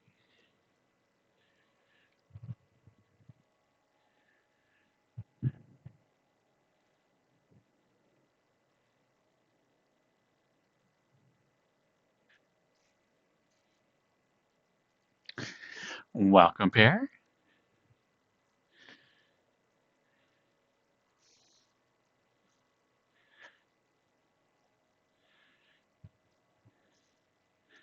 Oh, awesome, Roy. I'm glad you're having a good day. Anything super fun that you can share?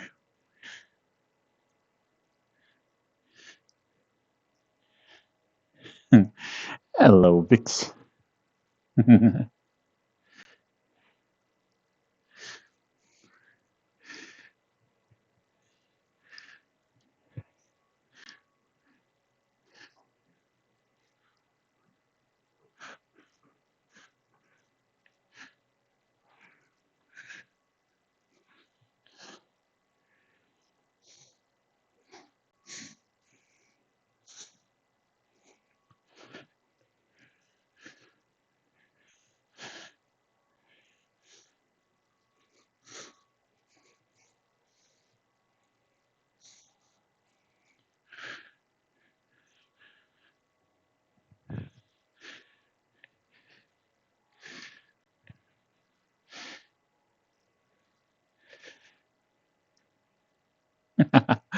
Oh, awesome, Roy. It's always nice when you can meet new acquaintances.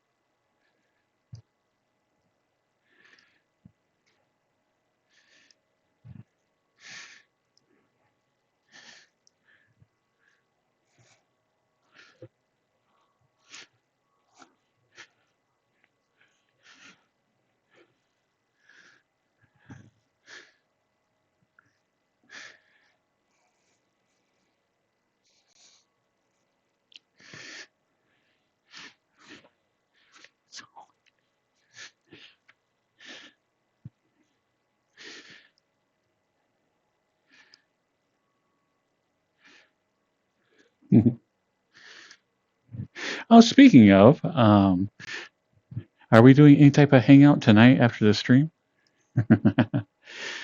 I know we have several people that are actually back in town again.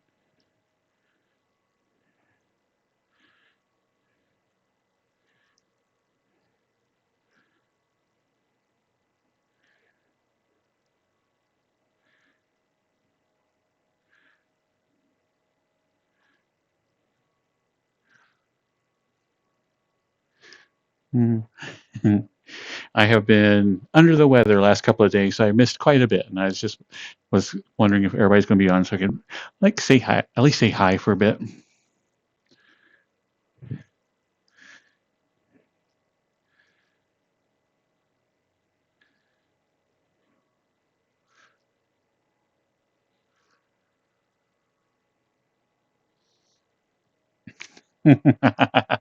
I'm doing my best, Soup. Sadly, improving my diet. It's super sad when you're eating like, tater tots and going, yeah, I'm improving my diet. Well, I guess they're not tater tots, they're veggie tots.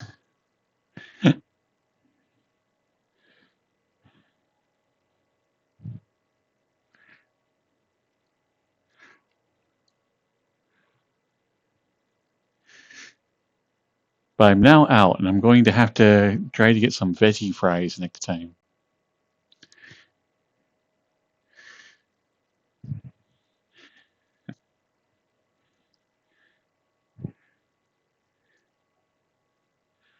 It's like a little bag. I mean, you can have like, there's like three, maybe four servings in there.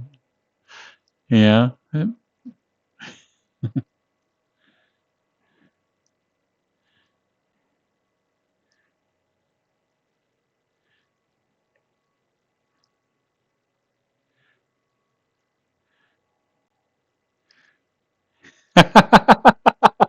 It's okay. I didn't want to say anything, but I thought the same thing. And then when all of a sudden Soup's like, no, it's a website. I'm like, I think I signed up for that way back in the day.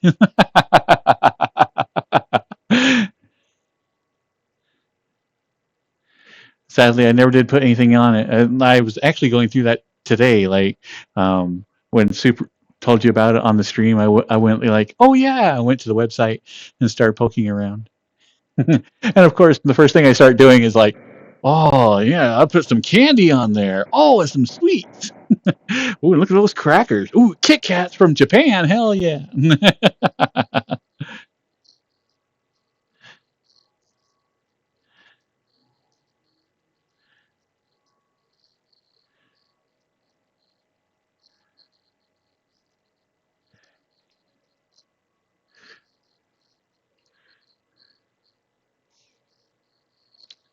Oh, and they also have like all the D&D books on there. So I was like, oh, that's tempting.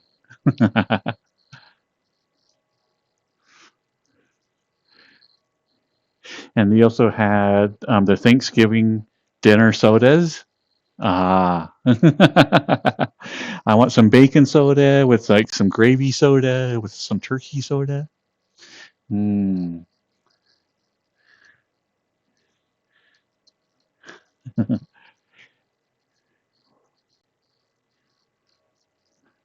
Because it sounds delicious. Okay, it doesn't, but it sounds like it would be an experience to drink a soda that tastes like turkey. I mean, huh?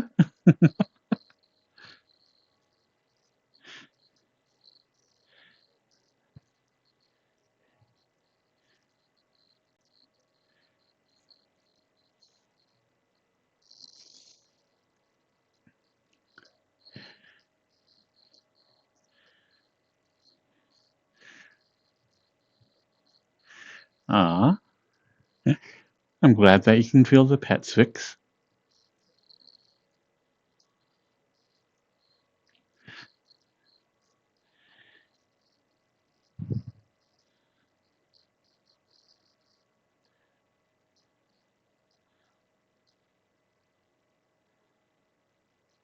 Oh, awesome, Dirges. You'll have to show me next time we're together.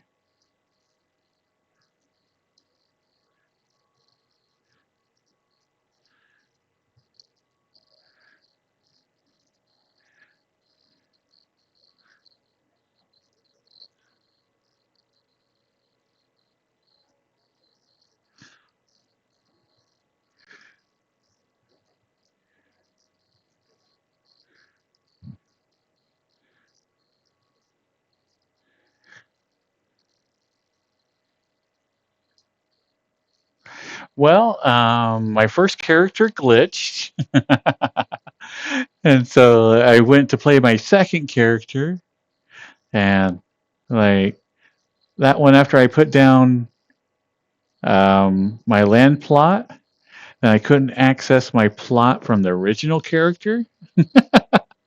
And I'm like, ah. So I ended up, in order to fix it, I had to delete both my characters, the new and the old one. And then I went on like the role playing server and was messing around and played it quite a bit there because there was nobody on it. And so there was just tons of resources. And so I have not checked it today to see if everything I made is still there. But so far, it's pretty nice. It's um, a classic gathering game.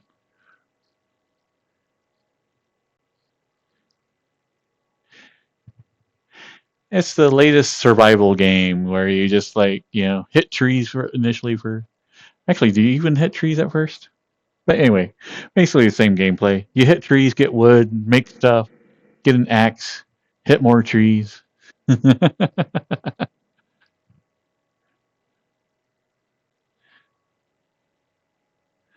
Hello, Alex. It's important to get wood. You want as much wood as you can. You want a steady cycle of wood coming in and out at all times.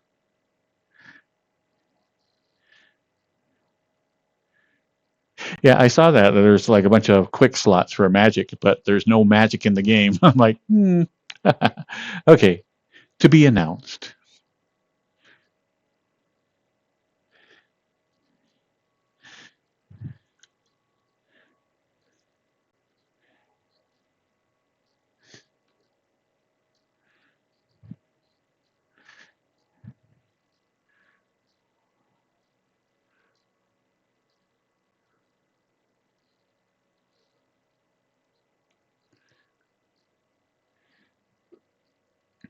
Yeah, Pet Shop Boys is like one of my favorite bands, like forever. Oh, which a couple of months ago, random stream, we were talking about it, and suddenly there was like new music from Pet Shop Boys. Ends up that they did a new album just like a year or two ago. So if you haven't listened to it yet, definitely go give it a listen.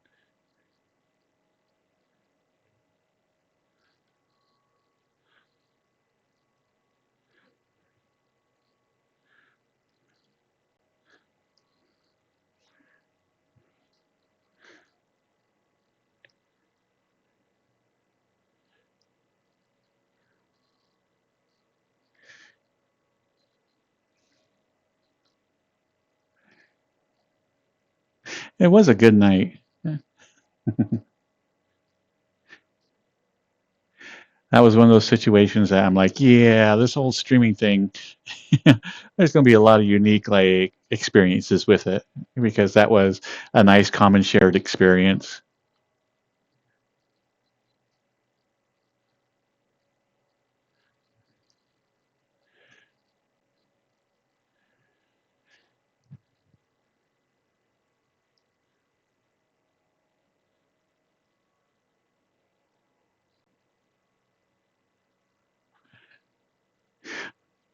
Oh, I know exactly what you mean, Vix, particularly if the avatar that the person is wearing is super adorable. And it's even worse if they're like smaller. It's like all I can do not to like reach over and be like, oh, oh you're so cute.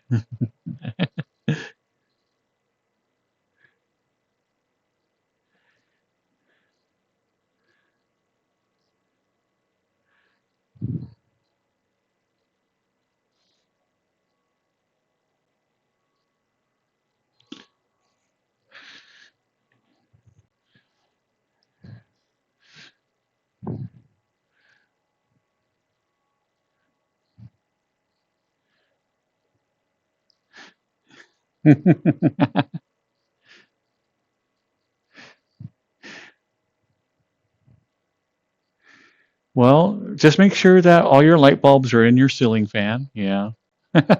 Don't take the cover off or like me have busted it years ago.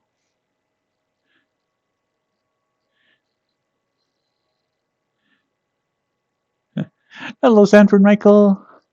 Yep, doing very good today.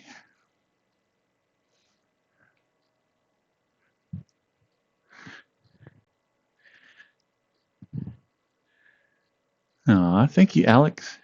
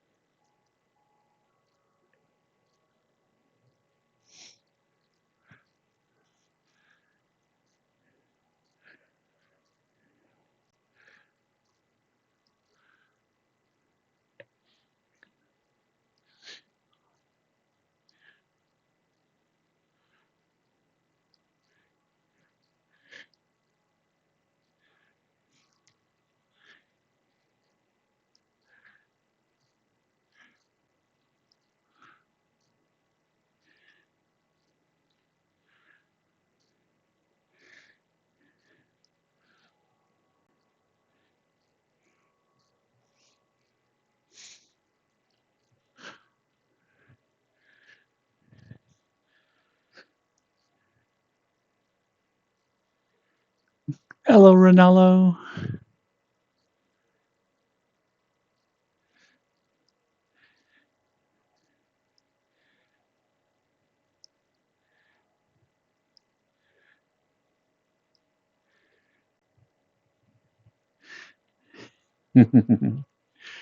I am looking for a comfy place to sit. Do you know of any?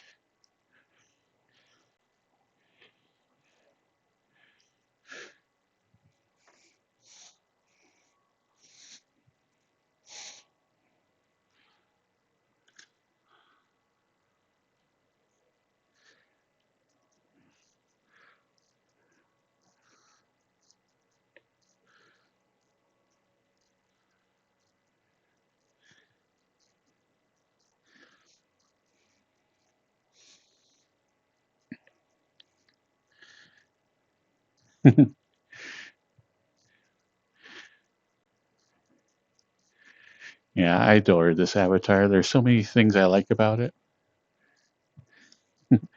And the tail is one.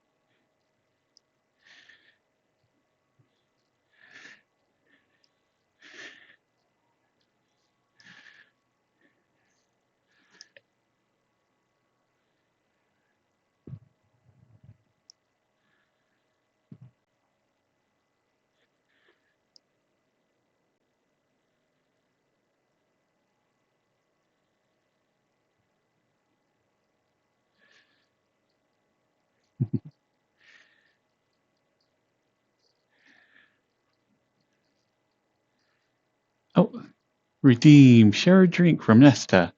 Thank you, Nesta. I am very thirsty.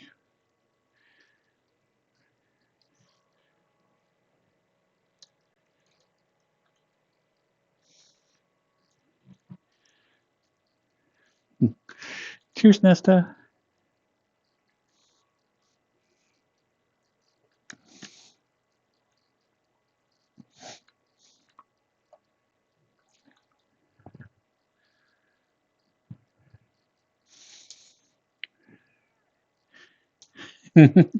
Wait, Throne has adult toys?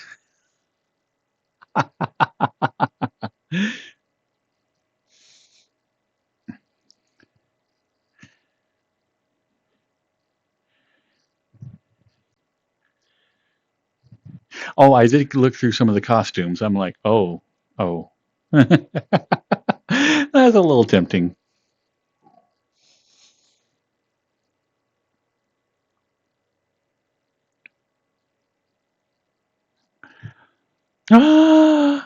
That's right.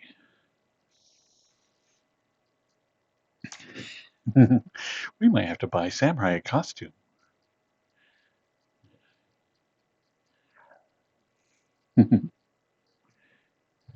Keep doing Dance Dash and you will be Samurai.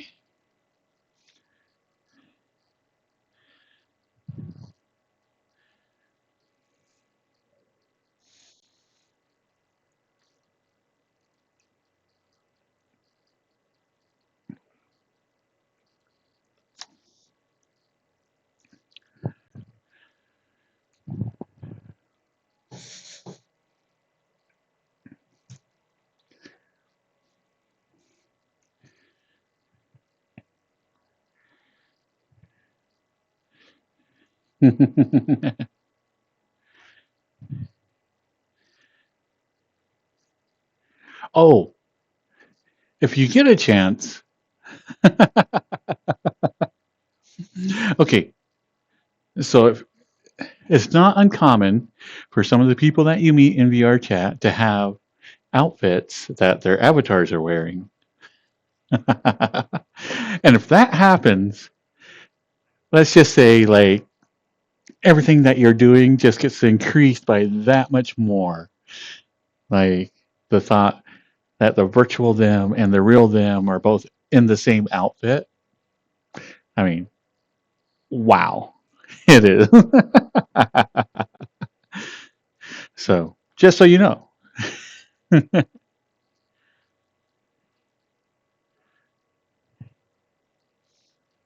I do not, but I did know a person that had a maid outfit one, and their character had a maid outfit, and they also had the outfit that Hatsumi Miku wore, and which one is it? Devil something something devil. Which one is it? I hate that names elude me so much.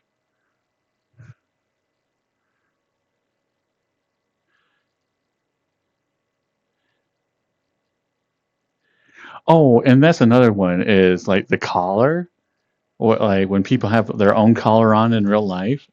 That is such an easy one to do. And I mentioned it before, but I'm going to mention it again because it was adorable.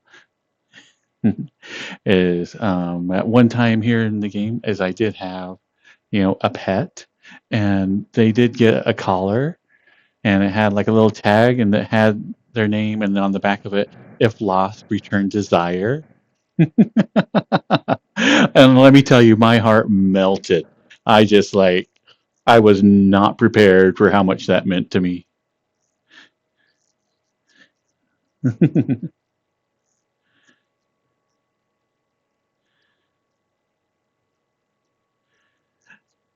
I did see that there's a new Spaceballs movie coming on. I'm cautiously optimistic.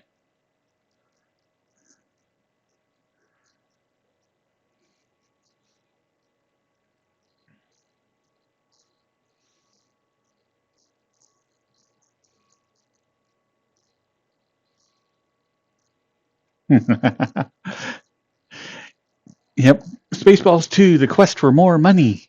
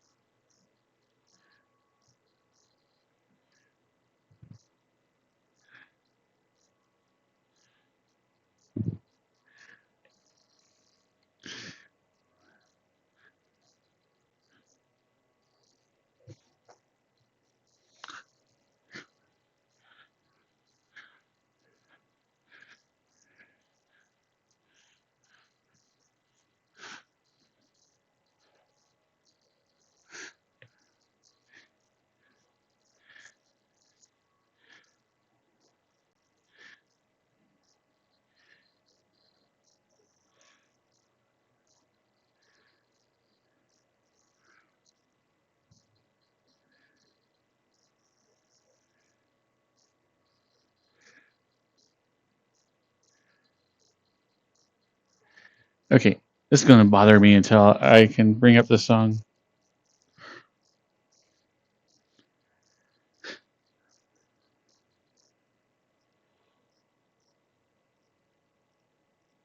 Going to do a request for myself.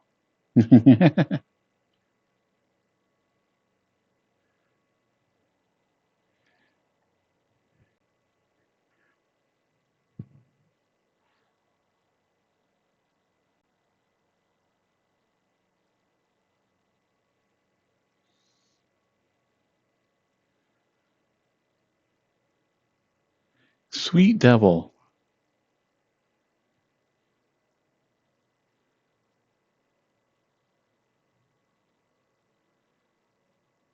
But anyways, he had this outfit, and if you know the video, then you know exactly what I'm talking about.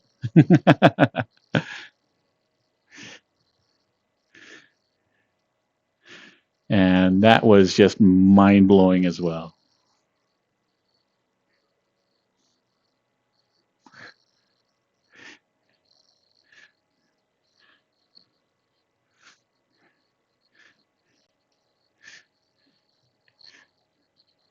But I would like to get this outfit on one of my characters.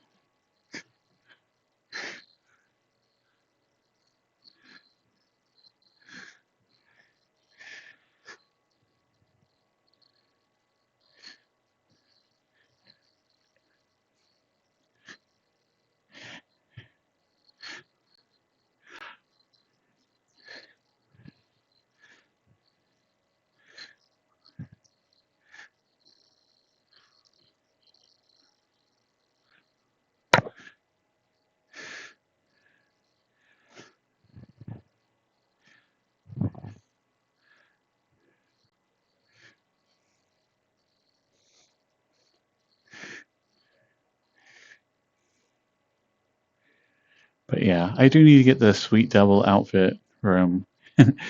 Need to find it somewhere. I'm sure there's plenty of them out there, but I think Dear Boy absolutely needs it.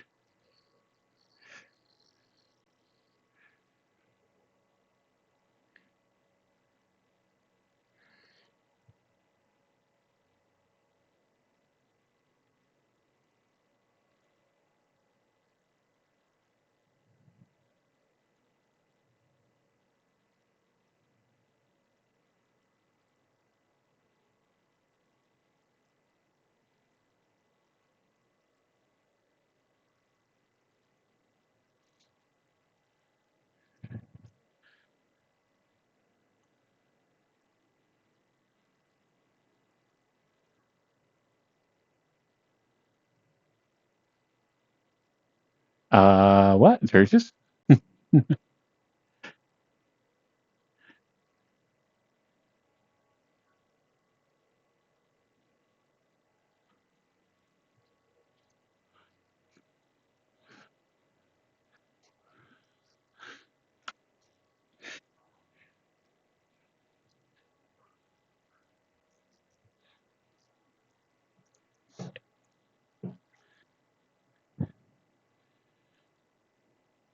You know what? I think this is more of a Zeta song.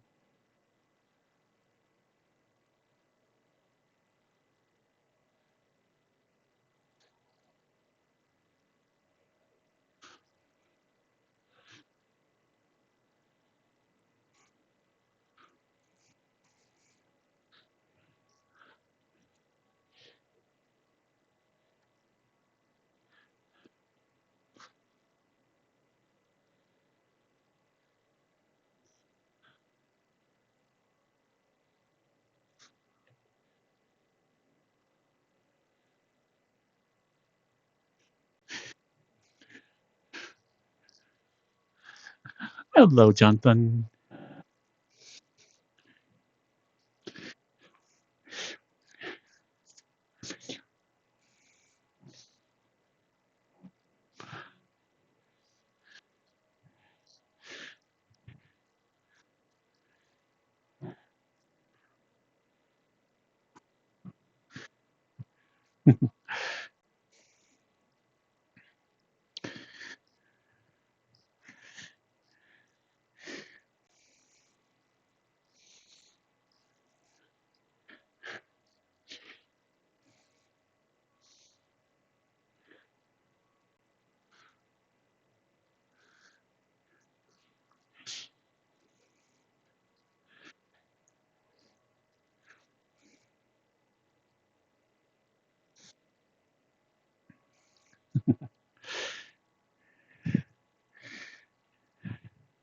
You know, are there any like more modern songs where they do like the Prince and Michael Jackson type thing from back in the day, or is most of like a lot of oohs and squeals and yeah grunts?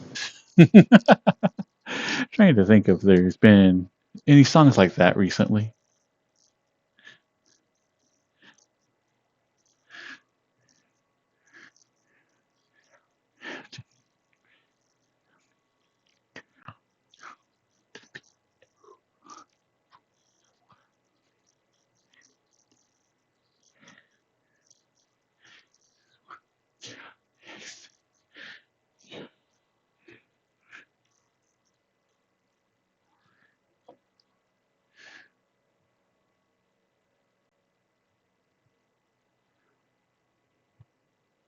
Welcome, Roy Takashi.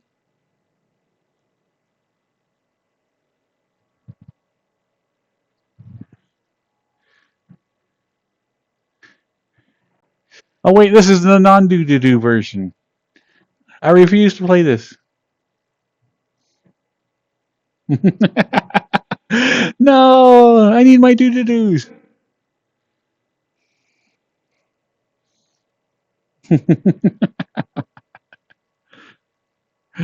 We will remedy this here shortly.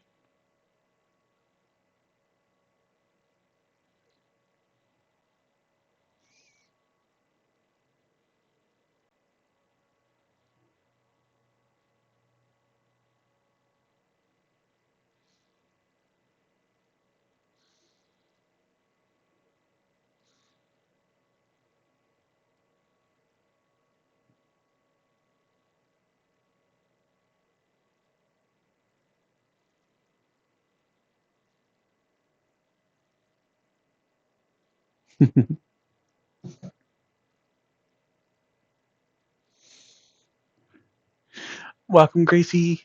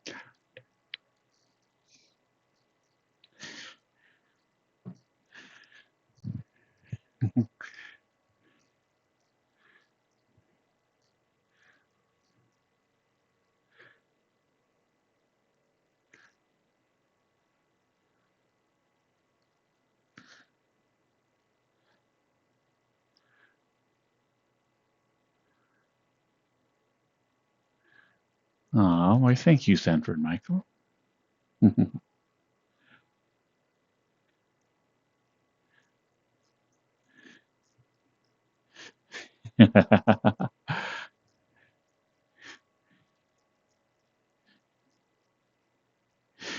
But I'm not certain. I think that this song without the doo-doos, is in two different playlists. I always mean to go back and take them out, but I never do. So now they're like familiar landmines.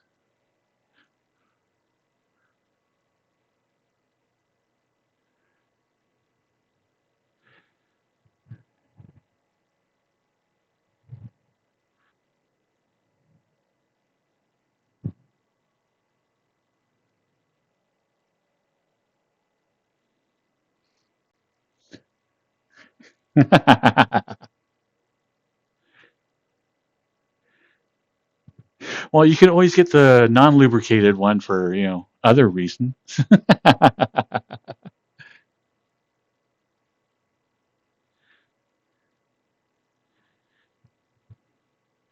What is this hug redeem you mentioned, Cyrus? Hmm.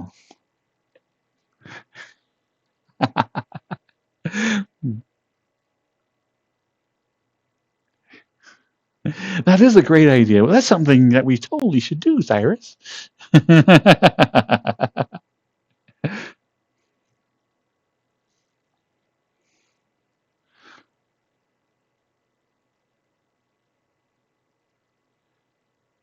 Do they have like any body condoms like from the Naked Gun series?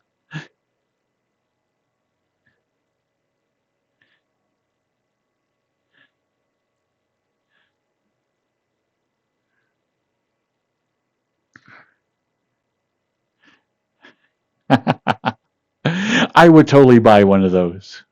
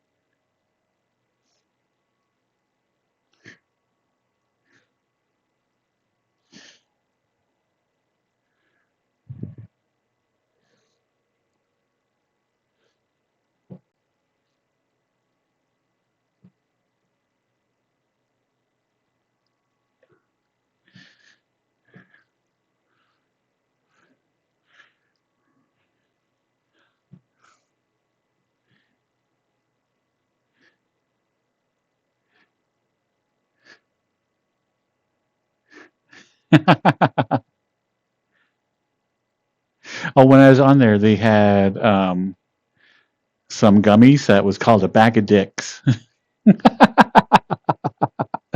Yeah. And I was like, would it be worth eating terrible gummies just for the joke?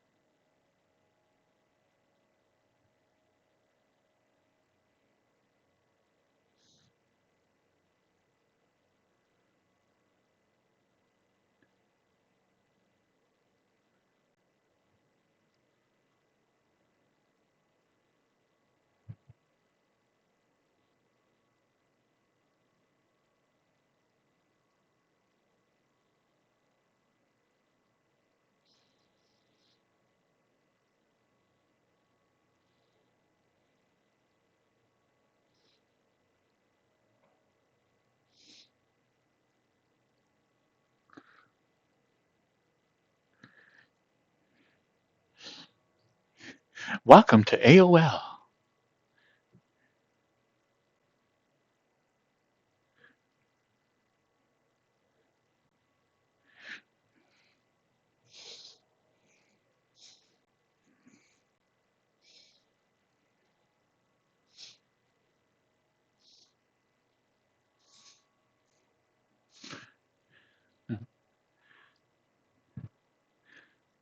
Lombax guy.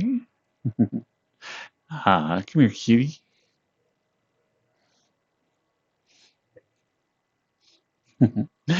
Aww.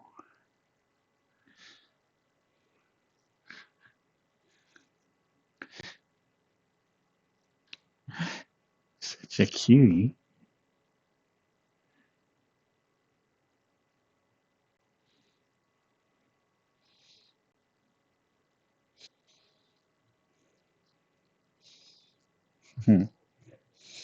Aww.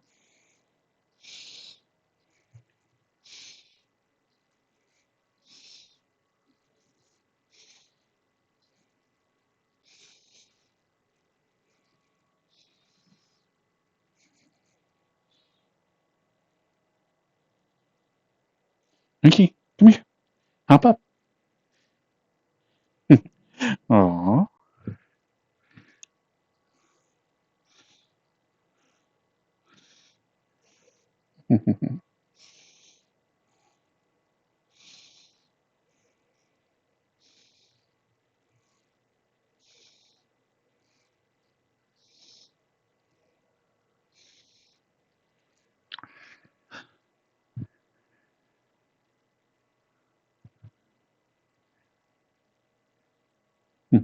I forgot that the light's a little bit intense over here. Let's go over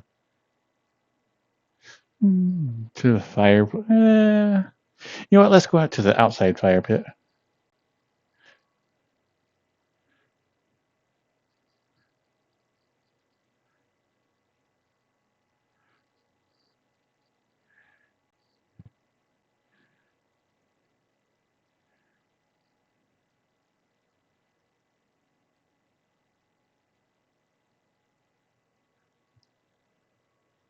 This is still just a little bit weird with the light. There we go.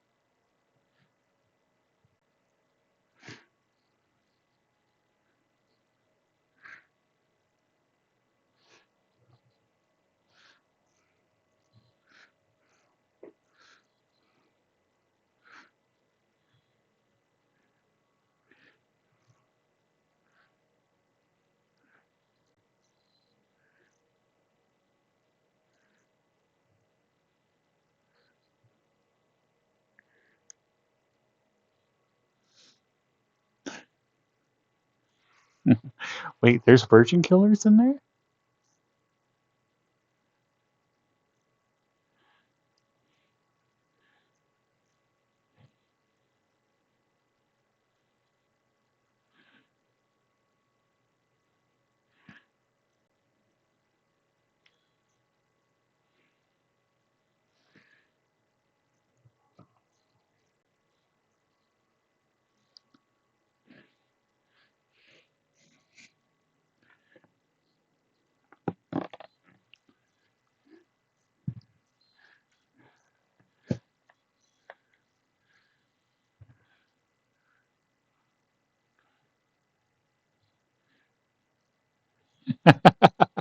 A reverse virgin killer.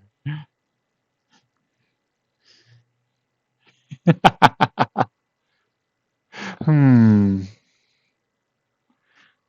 first virgin killer.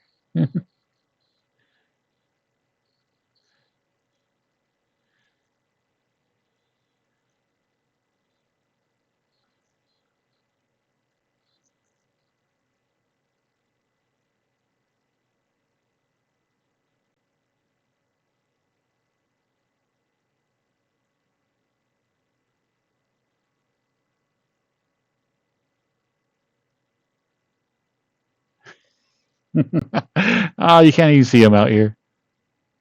Kermit Wren. Oh well.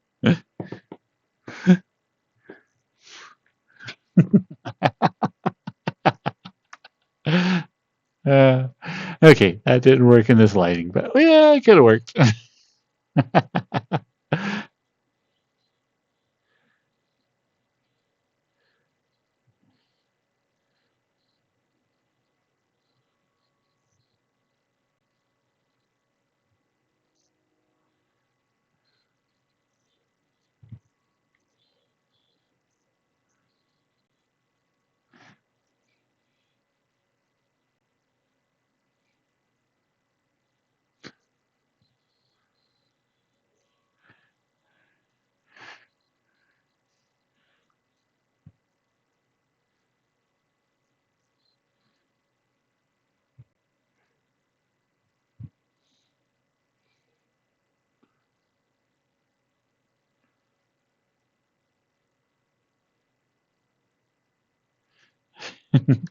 You did, Racky, but sadly the lighting in this world didn't really light him up that much. But I do have a sexy Kermie.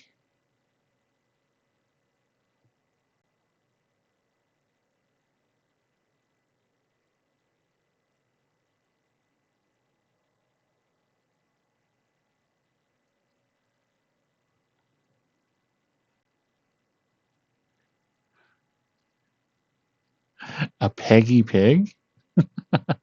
Do I even want to know?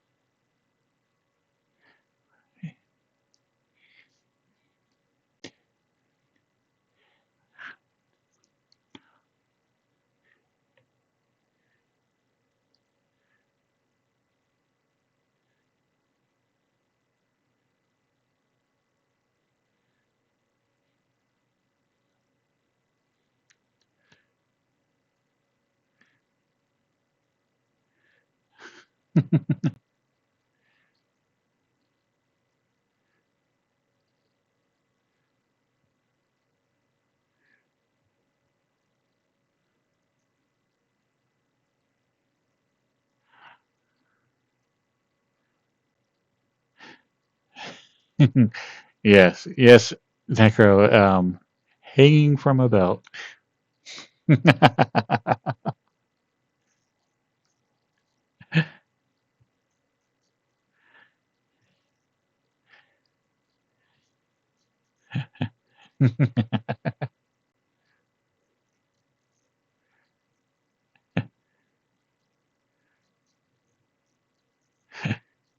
Actually, they just got a big old suction cup on them.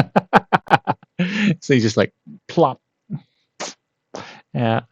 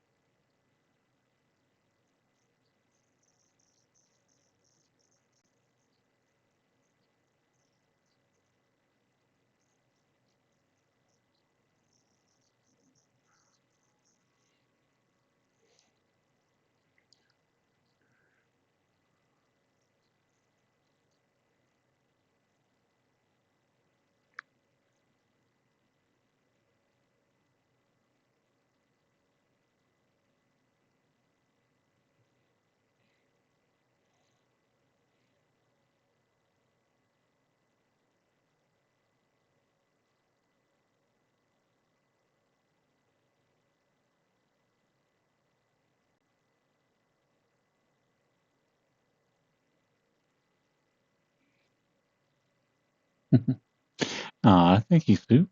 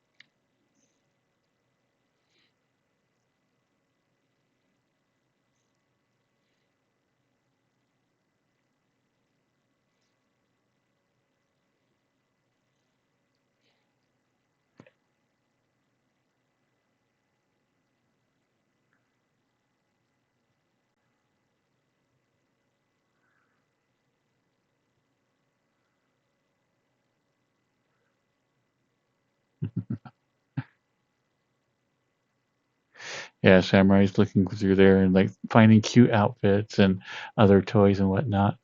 I go on there and I'm like looking up weird candy bars and D&D books.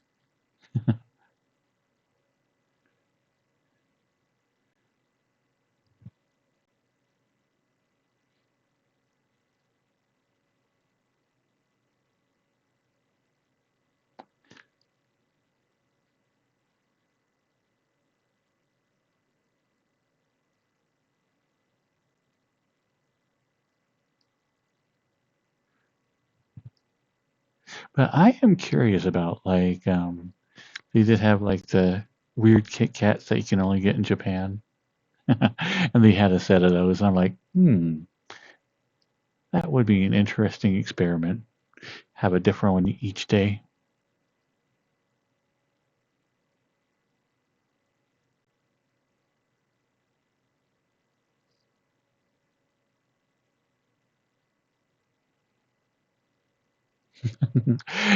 Same Samurai.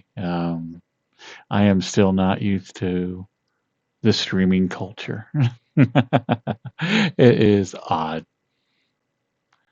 I know that's normal thing for like streaming and blah blah blah, and I do need to put something up like it, but it's it is just weird.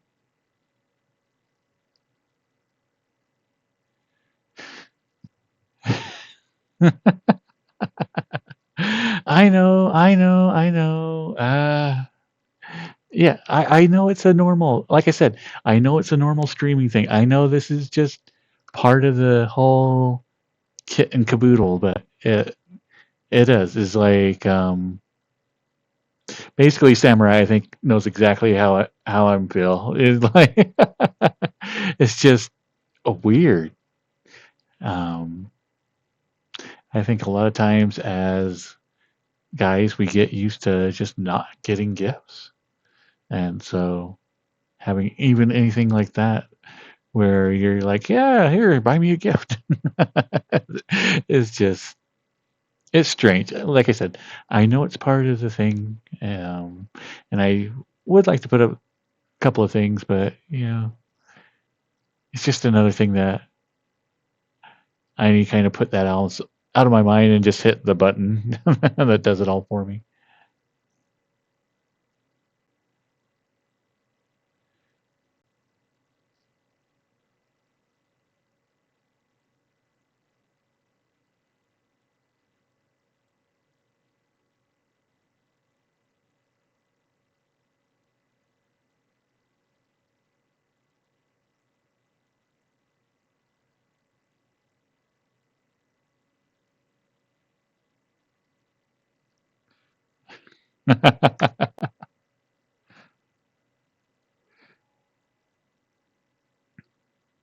Yeah, and like I have had people like private message me and like it's like that have offered to buy me things, and I'm like, it's just been weird. I think if I had something like that, it probably would um, make it less so.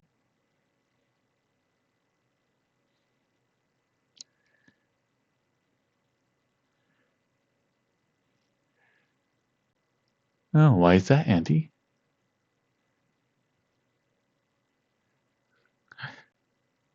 No.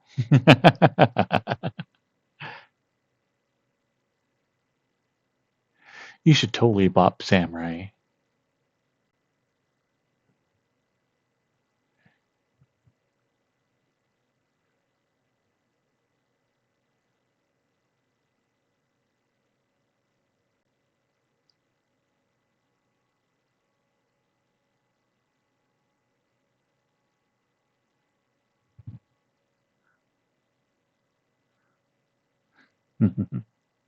I know. It's like, man, it'd be weird if people like bought you stuff. It'd be strange.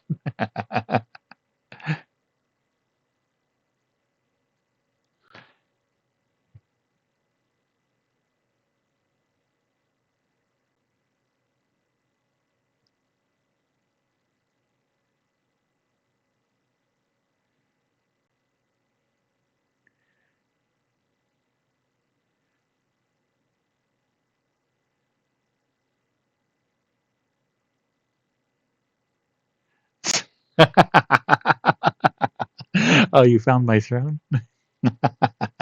I know.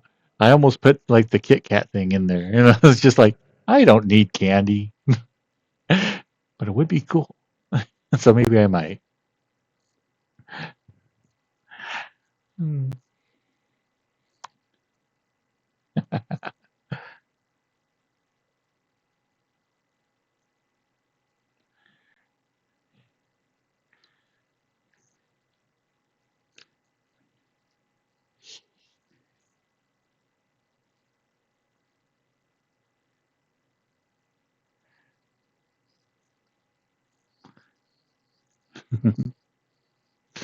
You mean that's just not normal conversation? Maybe I've been in VR chat just a little bit too long. That sounds like a perfectly reasonable pickup line.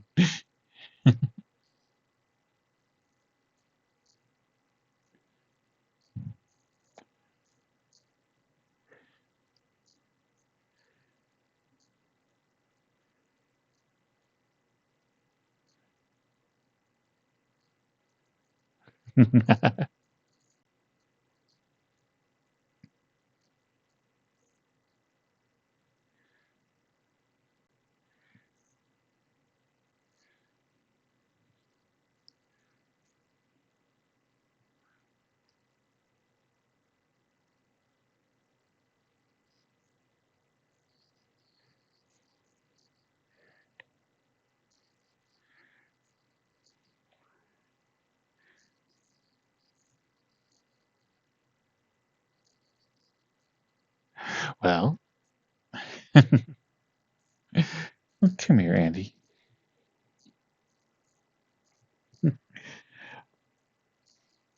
Put your head here on my chest. You gotta ignore the belt. I might get on your rub against your ear a little bit. Oh,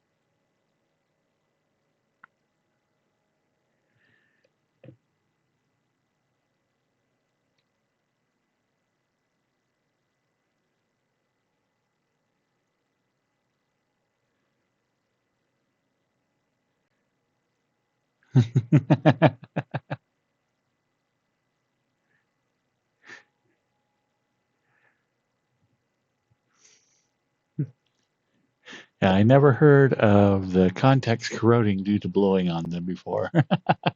So that's news to me. Although I guess it could make sense.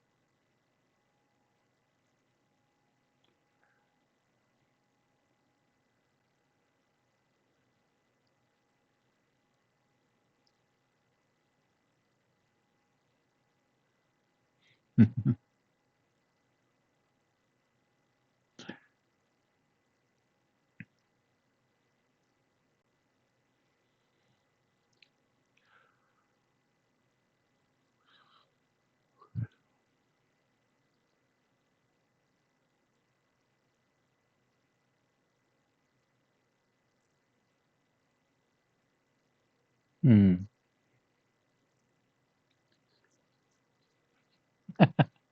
Hello, Black Thunderwolf.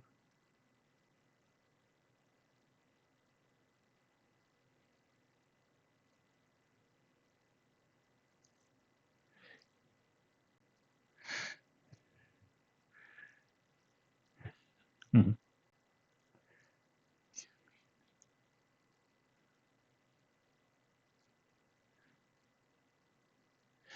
I wonder if any of those cartridges, the original NES cartridges, didn't they all have batteries, like for the rare ones that actually save to the cartridge? So if you actually tried to save anything to them, it wasn't like a, if the battery's out, then you can't save them anymore.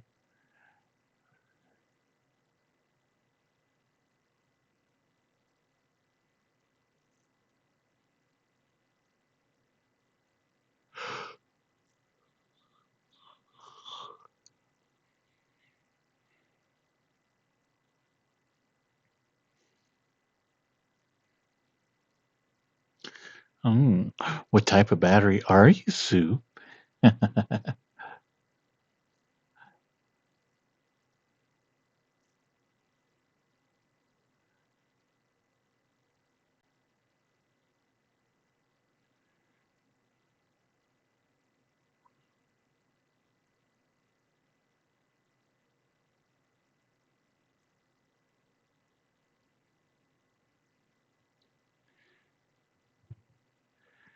It seems like I want to say the original Fantasy Star on Sega must have had a battery as well. I never did open it up, but I can remember playing a couple of years ago, and the saves wouldn't function at all. No, wait, which Fantasy Star would that have been? Would have been on the Sega Genesis, and I could have swore there was a couple of Fantasy Stars before that.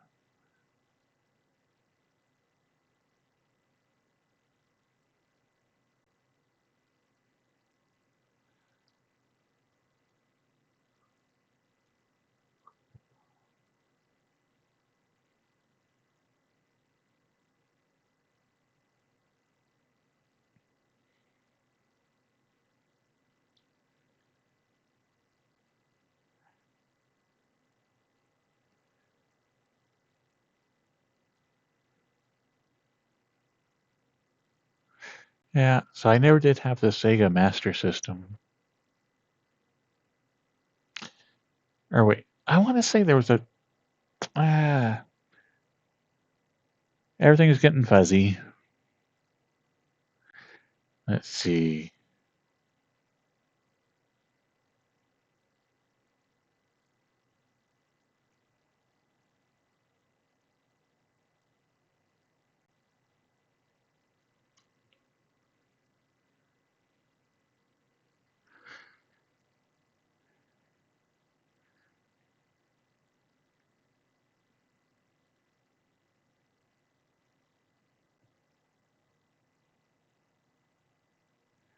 And again, I'm typing that into chat.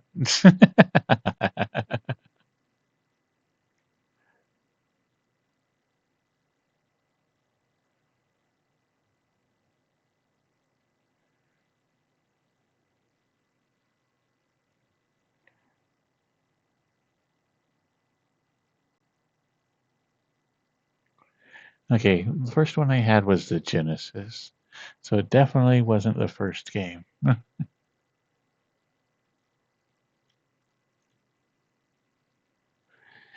I think of all the classic systems. That one and the Neo Geo I don't have.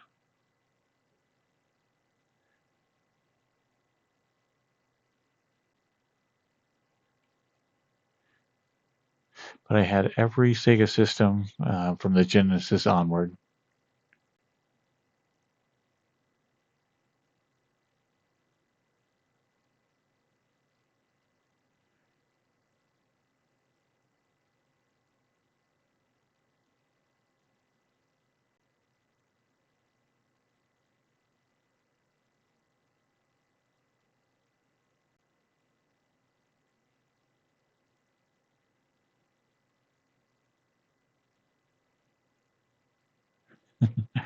The TI-99.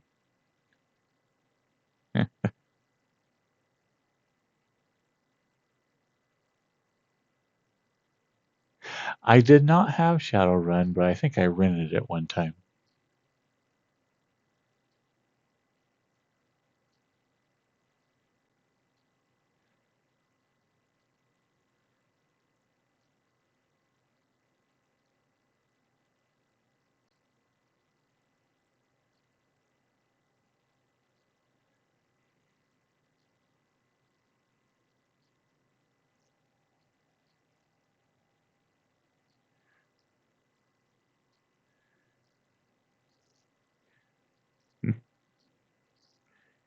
Hmm.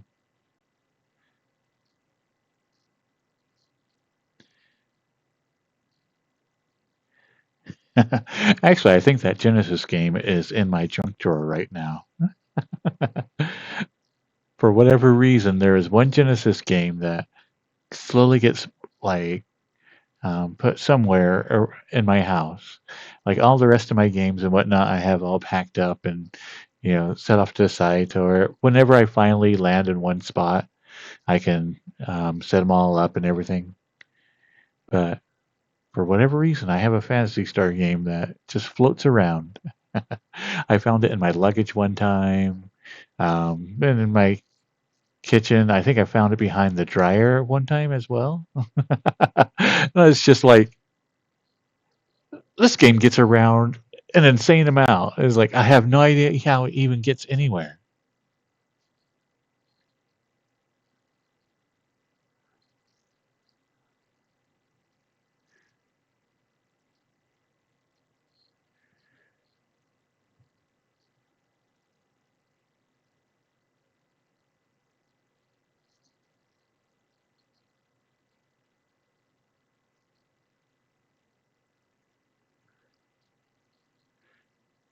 But Fantasy Star was another series that, um, when the games first came out, they were insanely expensive due to, I have no idea.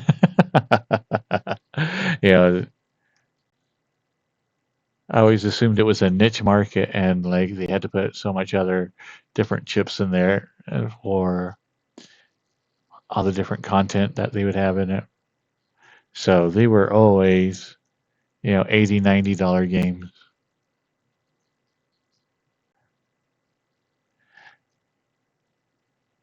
And so that was one that um, I always tried to find them in pawn shops and everything. Because, pre-internet, like pawn shops were wonderful. It's like they had no idea what the value of most of the games were. So you could go in there and just find some really, really great games for super cheap.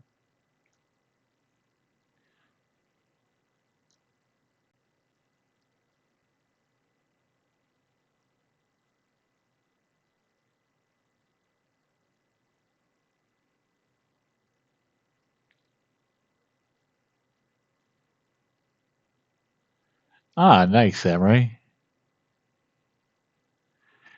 Yeah, I know. I kept meaning to get all my Nintendo games back, in the system and whatnot.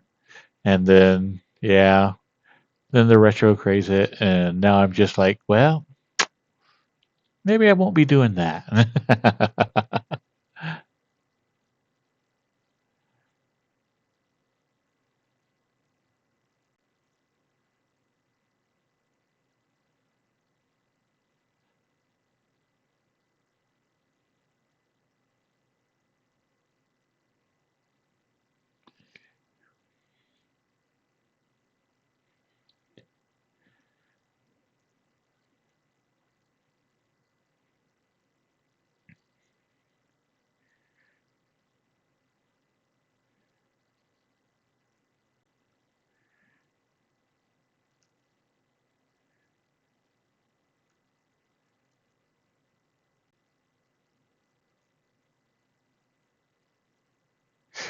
I am jealous. I had a couple of years ago that I ended up selling nearly everything I owned. So Sadly, I lost most of my games that I had throughout the years.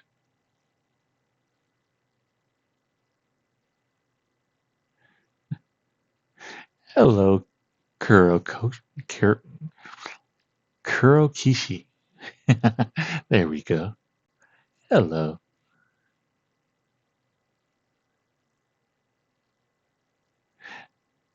So how you doing tonight, Kuro?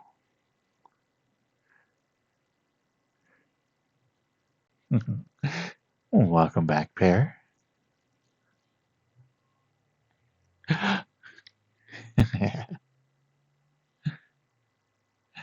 Welcome, Yokin Wolf. And welcome, Raider.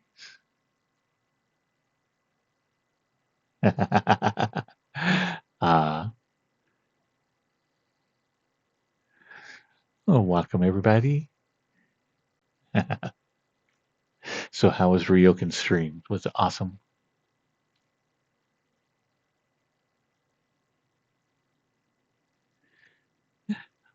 And welcome, It's Finn the Bean. And Lunar Wolf. And also TR Top Hat Guy.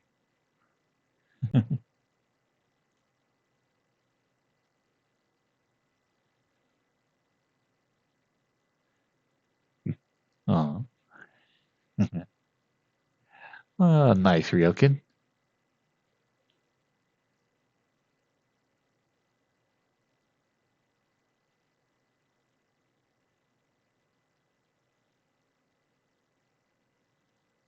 Mm. That's pretty much what we do here as well.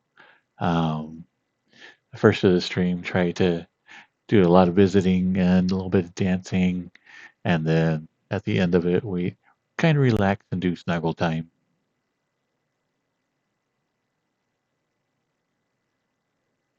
Welcome, Kurokoshi. Or Kishi. Keep getting the second half incorrect.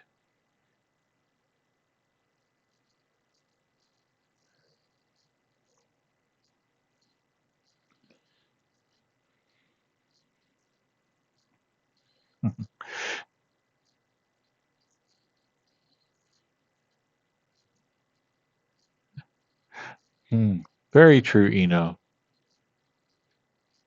But Pepsi and milk, I know that's been a thing since Laverne and Shirley. I think every soda has been tried with milk, but yeah, I think even like a float, I'm not too fond of them because I'd rather just have the ice cream and the soda.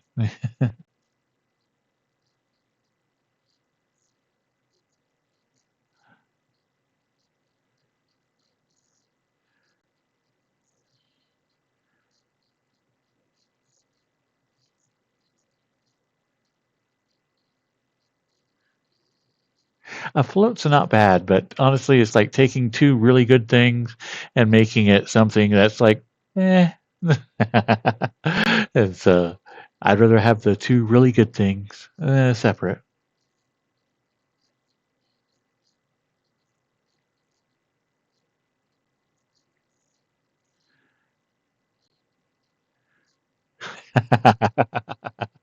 Well, Laverne and Shirley was a spinoff of Happy Days.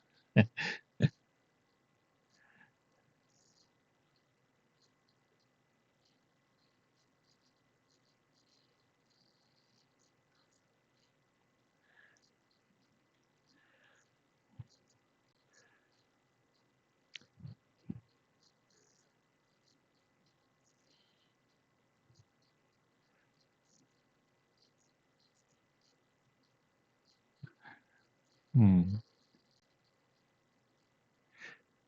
Root beer is one of those things that I like the dirt cheapest root beer. Yeah, that is, the no name brand root beer. And I like the bottled ones that are super expensive. And for whatever reason, everything in between, I'm not a fan of, but like the ends of the market, I really like the super expensive root beer or the really cheap ones.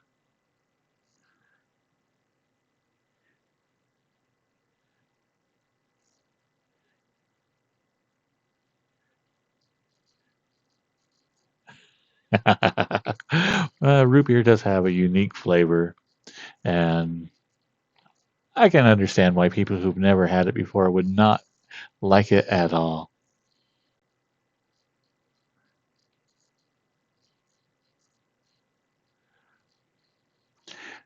I bet root beer with rum would actually be good.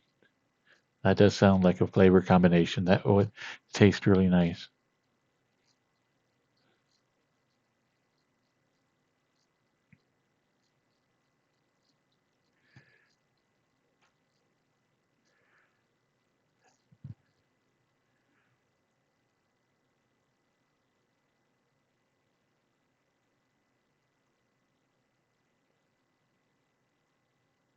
I know. There for a while, I was a Pepsi snob.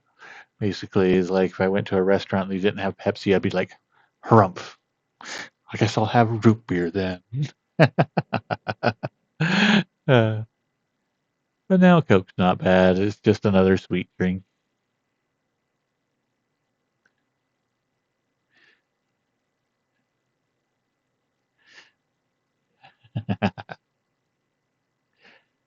Pepsi is the nectar of the gods.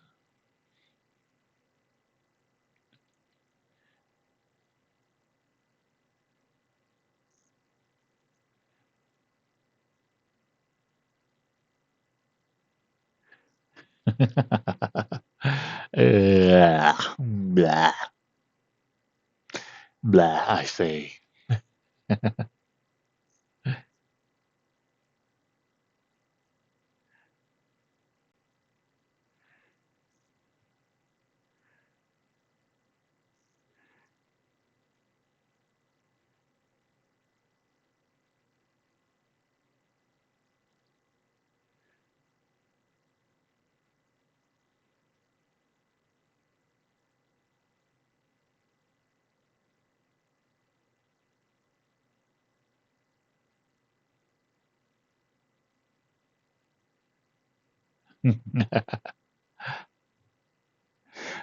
Can't go wrong with sweet tea.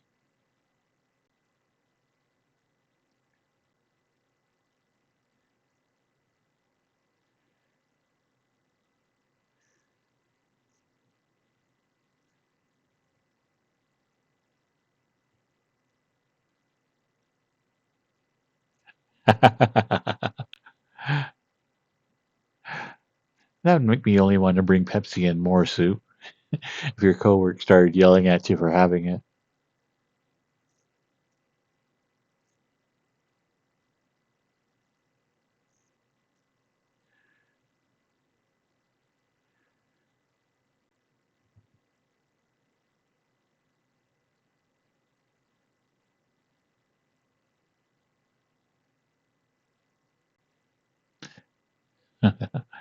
Oh, you know what flavor I really like? There's these slushies that local gas station will have. I try not to get them too much because, like, it's just, it's like twice the amount of sugar that you get in like a normal soda, but they are super yummy. It's called Dragon Blood. It's basically strawberry and coconut, and it pairs really well, and so it tastes good.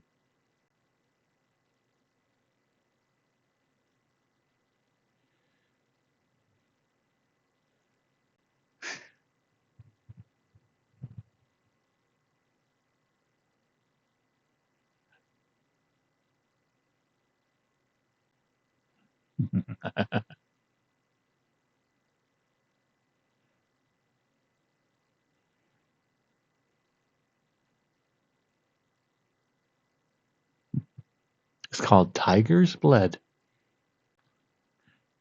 I have no idea why it's called that. Like I said, it's just strawberry and coconut.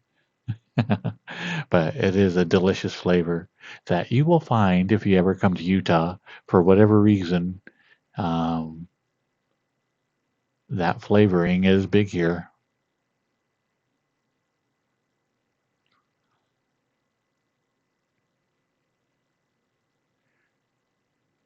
I have had cactus cooler, and that is actually pretty good.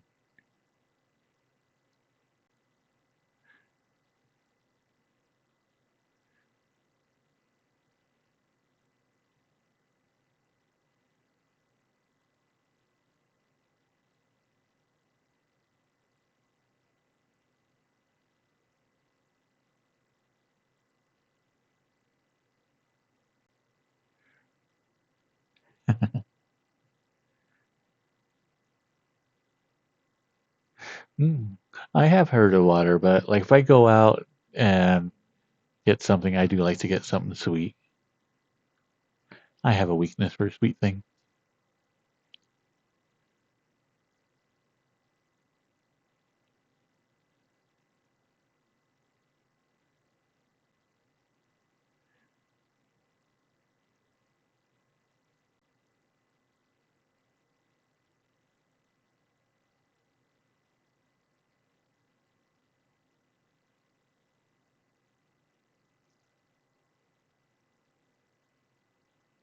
Oh, that is the name of it, a frazzle machine. Yeah, it's a yes. They are super sugary. I get the smallest size possible, even though I think it's delicious. It's just, man, yeah, it is. It's like drinking syrup, delicious syrup, but still.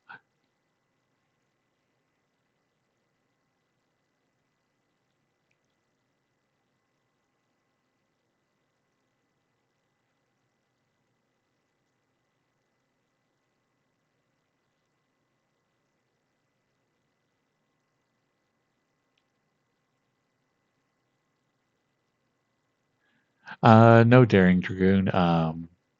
There's actually quite a bit of caffeinated beverages and everything like normal around here. Um, I assume that you're referring to like the Mormon rules that they have. Um, so basically, the caffeine for the Mormons is it's something that you say you shouldn't do, but it's not like a sin or anything. It's just, keep your body healthy, blah, blah, blah. And so it's against their words of wisdom.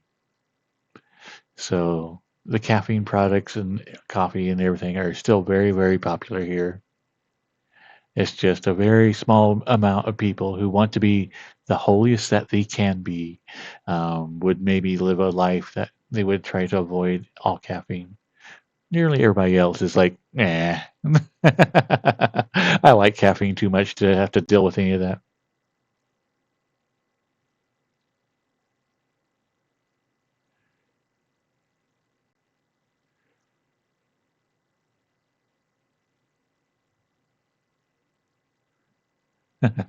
And there are, here in my little town, there are two um, little kiosks basically that you can drive up to them, and they have every type of soda that you can think of with every different type of flavoring. And it's a coffee shop, but instead of coffee, your base drink is soda.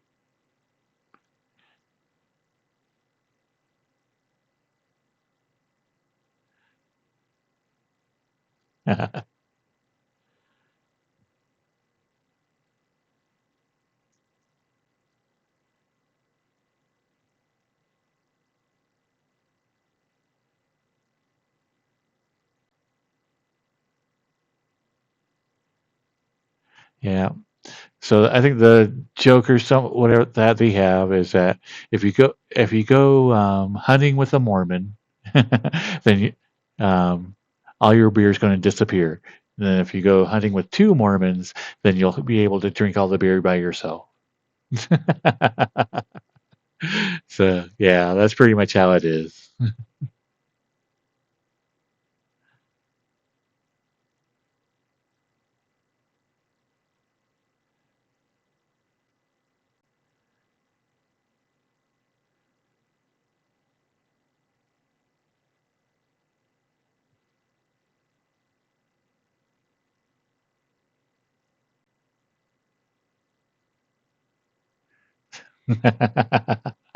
Yeah,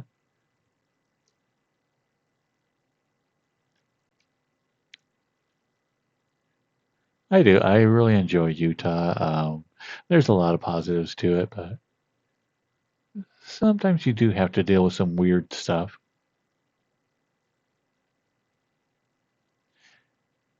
and that has become less and less of an issue throughout the years.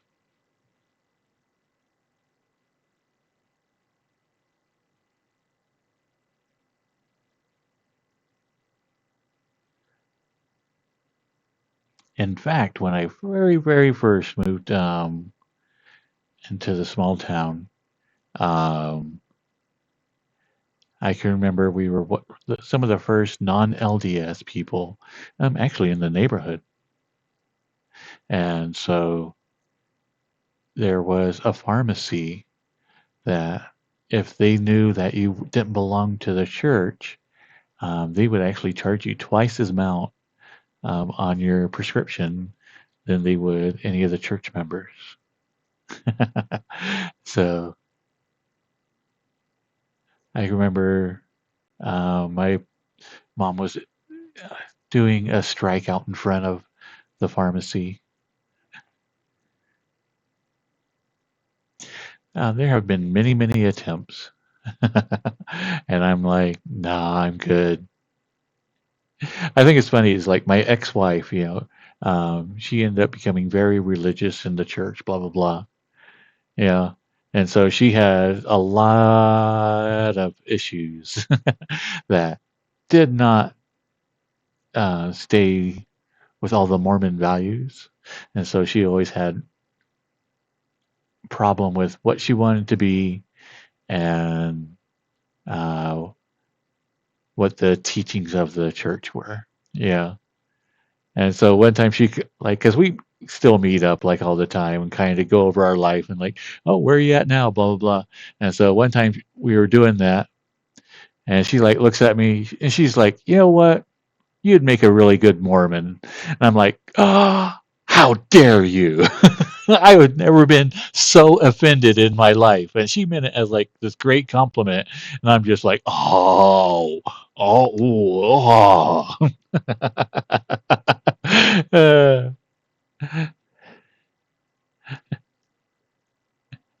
but I thought that was funny.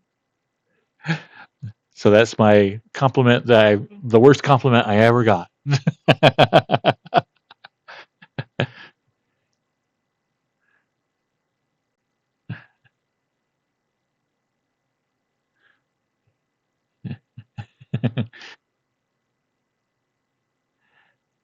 I know.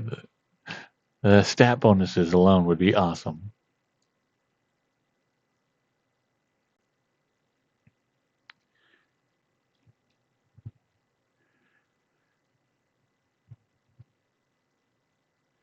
Most of the area is desert. There's almost all the towns are right at the base of the mountain because that's where, as what little rain comes through, as soon as it hits the mountain, it'll just drop like all the moisture.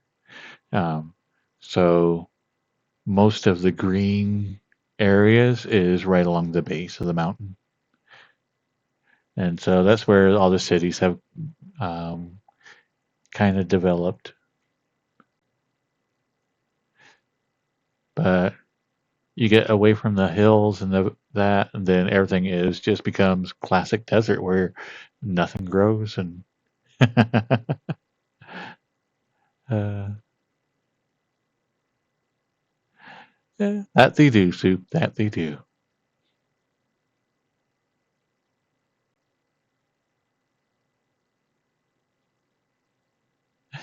Yeah, I think there might be one or two things. uh,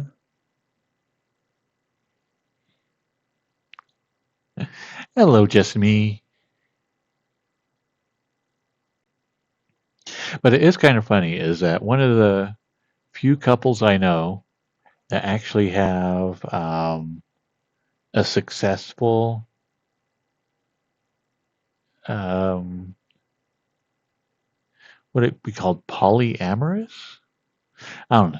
But basically, every now and then they open their marriage up and invite other people in. And the only couple I know that does that and has made it work is a Mormon couple. And so I'm like, yeah.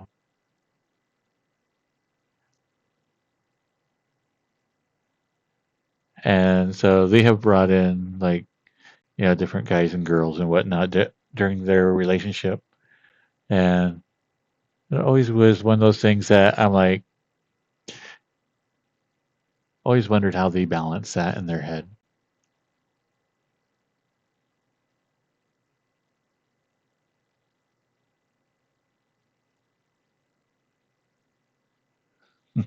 Aw, thank you, Shilpa.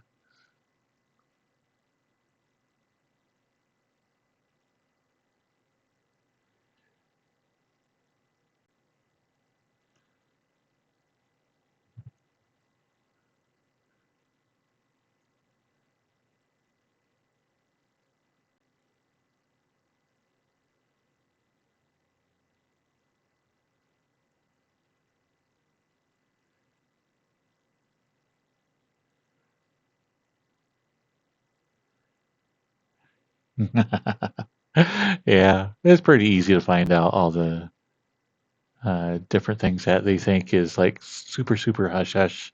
And everybody's like, yeah, it's just this way. It's like super easy to find all their rituals and whatnot that they do.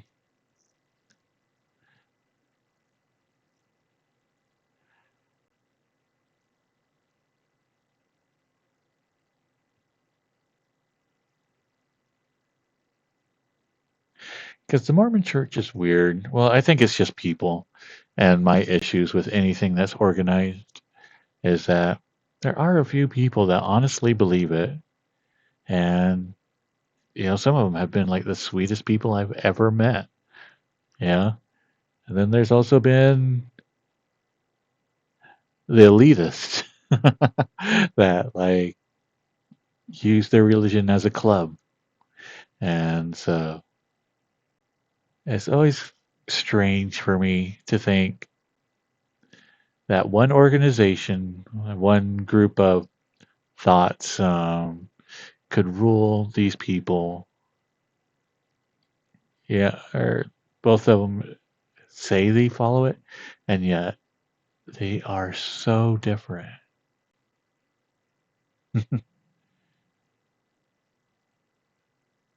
But I do love is like I'm not a fan of religion per se, but I do love honestly religious people.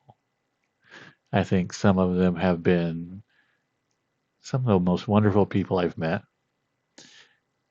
but they do seem to be rare.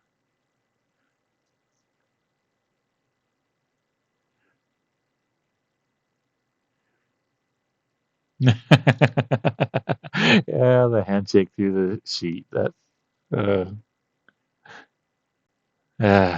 yeah.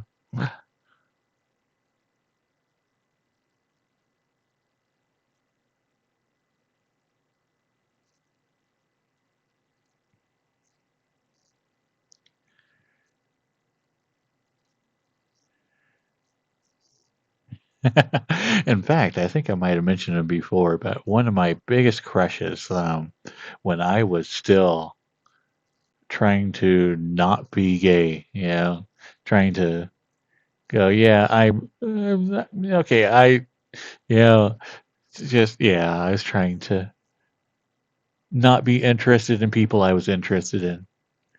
But one of the ones I had the biggest crush on was a very, very religious Catholic guy, and he was adorable. He was so sweet and kind, and I think that's what I really, really liked about him, and what really tugged at my heart is that he was the kindest person I've ever met, and it was just a joy to be around him.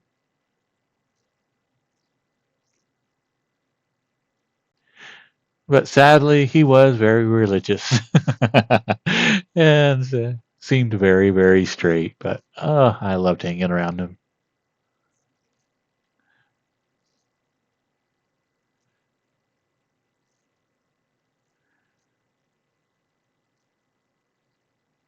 But he did meet like this wonderful girl that was like the female version of him. And it was just awesome to see. It's just two really wholesome and great people got meet actually met. And I just like it was one of those situations where you're just on the one hand, you're jealous. It's hard not to be jealous when you find like people find that type of relationship. But oh my God, they were such a cute couple. It's like you could not help but be happy for them.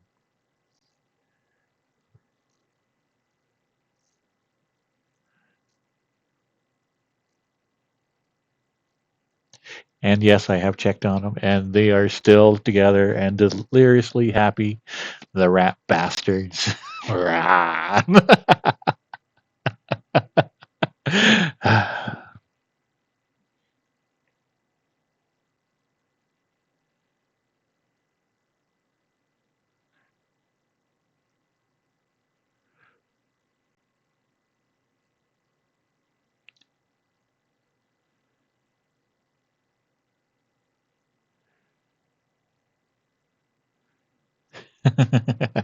I know.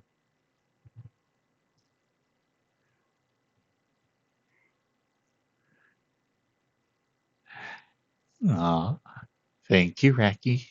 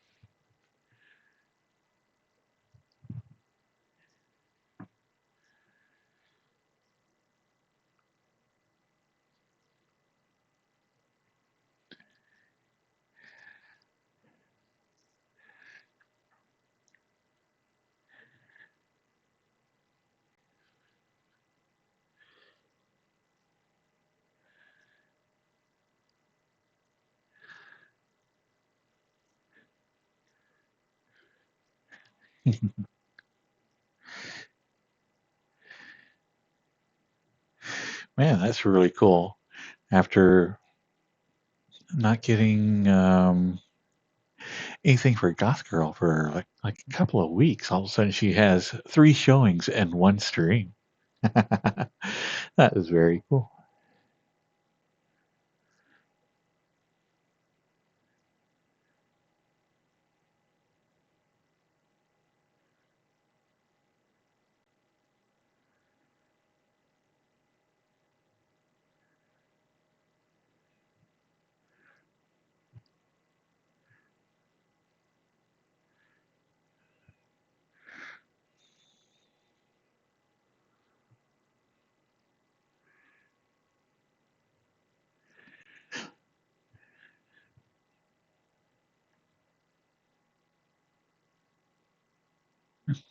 Oh, welcome, Becca, and welcome, King Nero Gaming.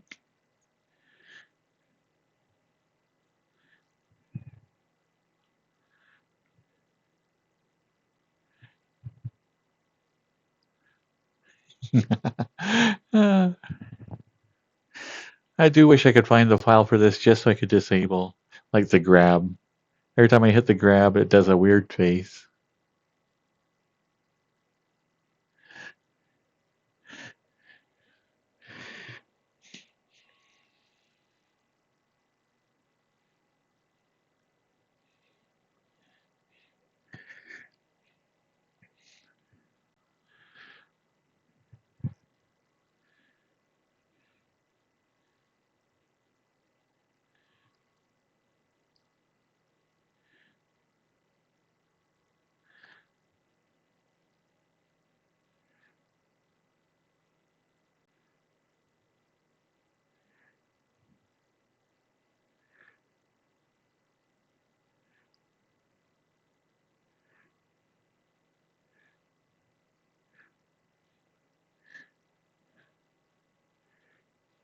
I really should have played some Pokemon. I can't remember which one. Like, that's the hardened spell.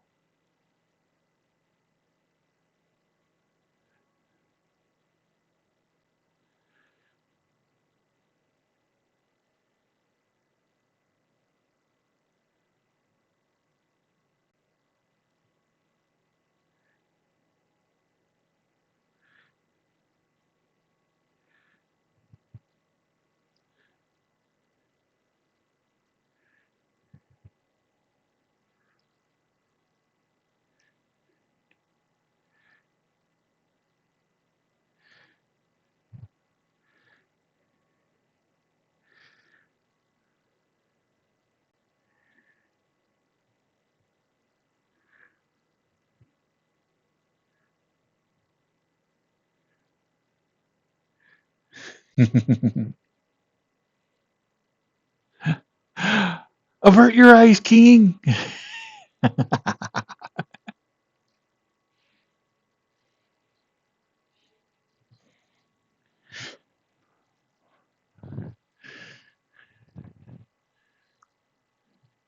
And it's a bathing suit. Thank you very much.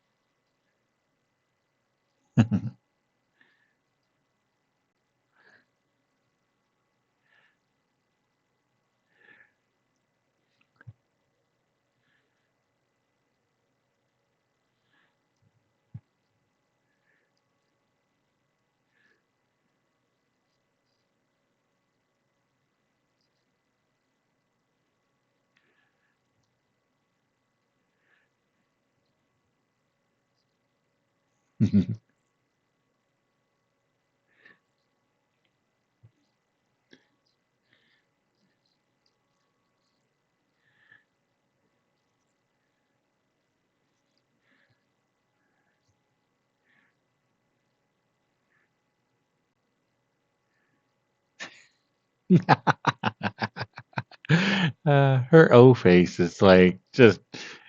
I swear, I trigger it so many times, and I don't mean to. It's like it's on the pinky one, and so if I even slightly close my hand, she does the O face. Hello, Trunk.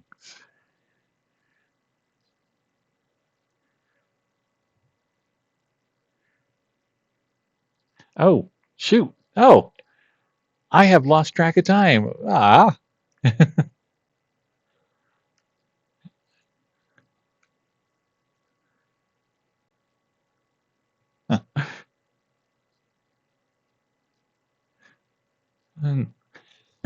Whoops. Well, I apologize for running a little bit late tonight.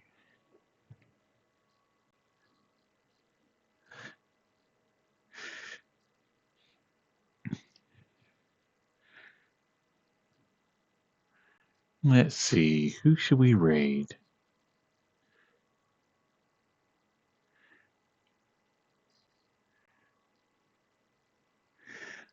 This is my goth girl. Anyway, I have a Lambie avatar that I normally use that is a boy. And so when I found this one, it's also a Lambie base. But obviously, not so much a boy. That I grabbed it. And then she slowly has become super popular on the stream.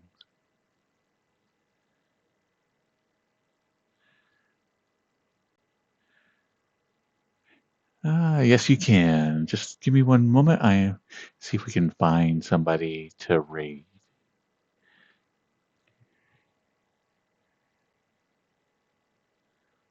Huh?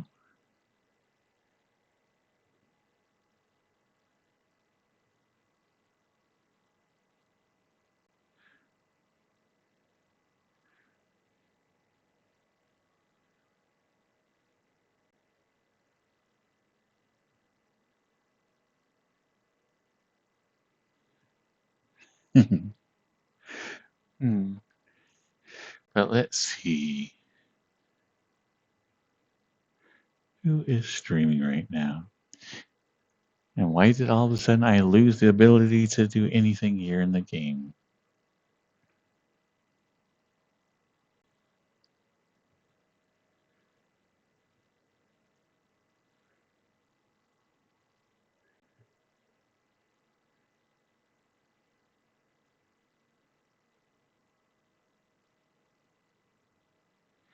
Boy.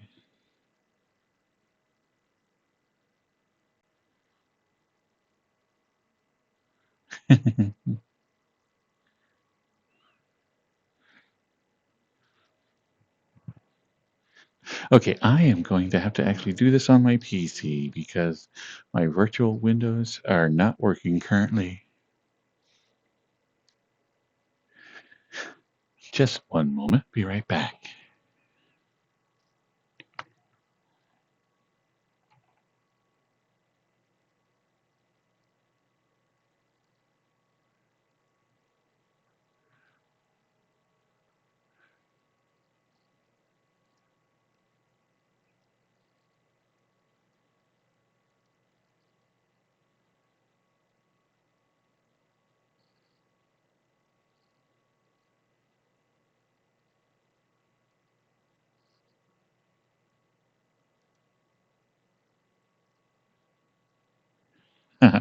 Okay.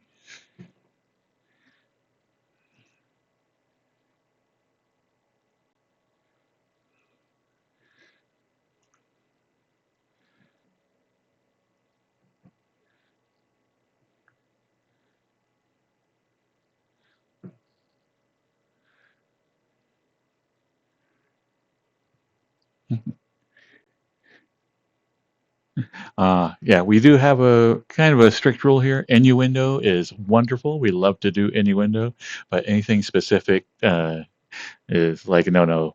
Even though the stream is 18 plus, I still try to keep it somewhat decent, just because you never know who's sneaking in. It's like I would love to just have a straight 18 plus stream, but since we never know truly who our viewers might be, we do try to do a lot of innuendo, um, just because honestly that makes it funnier. If you have to be clever while you're saying something filthy, it actually is a better joke than just saying something. Okay, I am so used to being able to do this with Windows. I apologize. Let's see if I'm going to. Is the music come up on this window? For whatever reason, I can do this window, but this window's dead. Okay.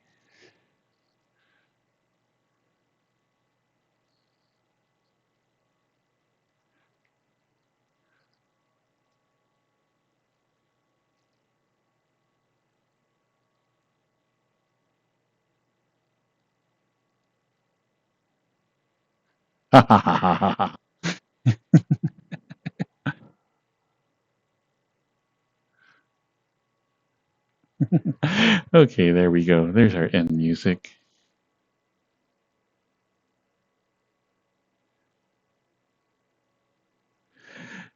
Okay.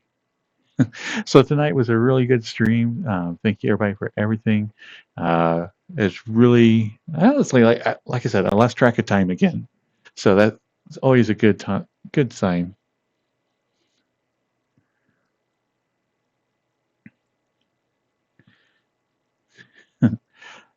So night night, King Nero. Night night, just me. Night night, Samurai. Night night, Daring Dragoon. It is King. This is my sign off song that I use all the time. Is the one from Portal. Thank you, Durgis. You have a good night.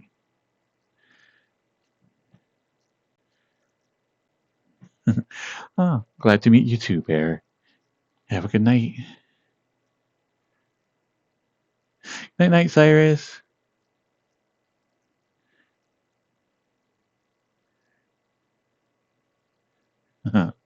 I'm glad you had a good time. Night night, just me.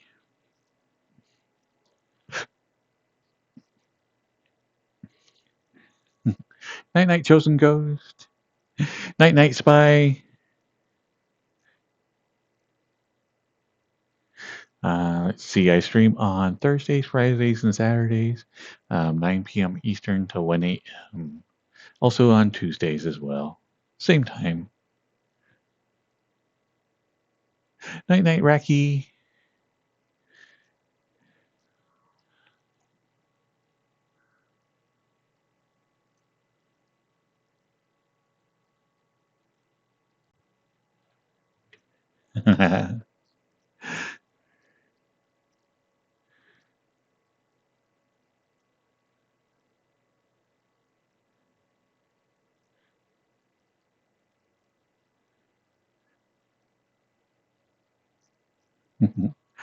So, let's see. We're going to raid Bebop the Terrible. So, y'all have a good night. All right. Bye bye. Bye bye. Bye bye. Bye bye. Bye bye. Bye bye. Bye bye. Bye bye. Bye bye. Bye bye. Bye bye. Bye bye. Bye bye. Bye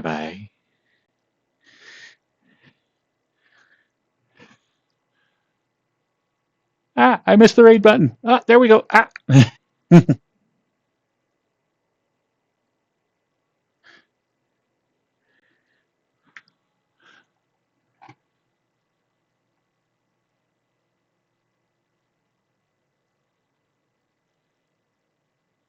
Oh, man, that's loud.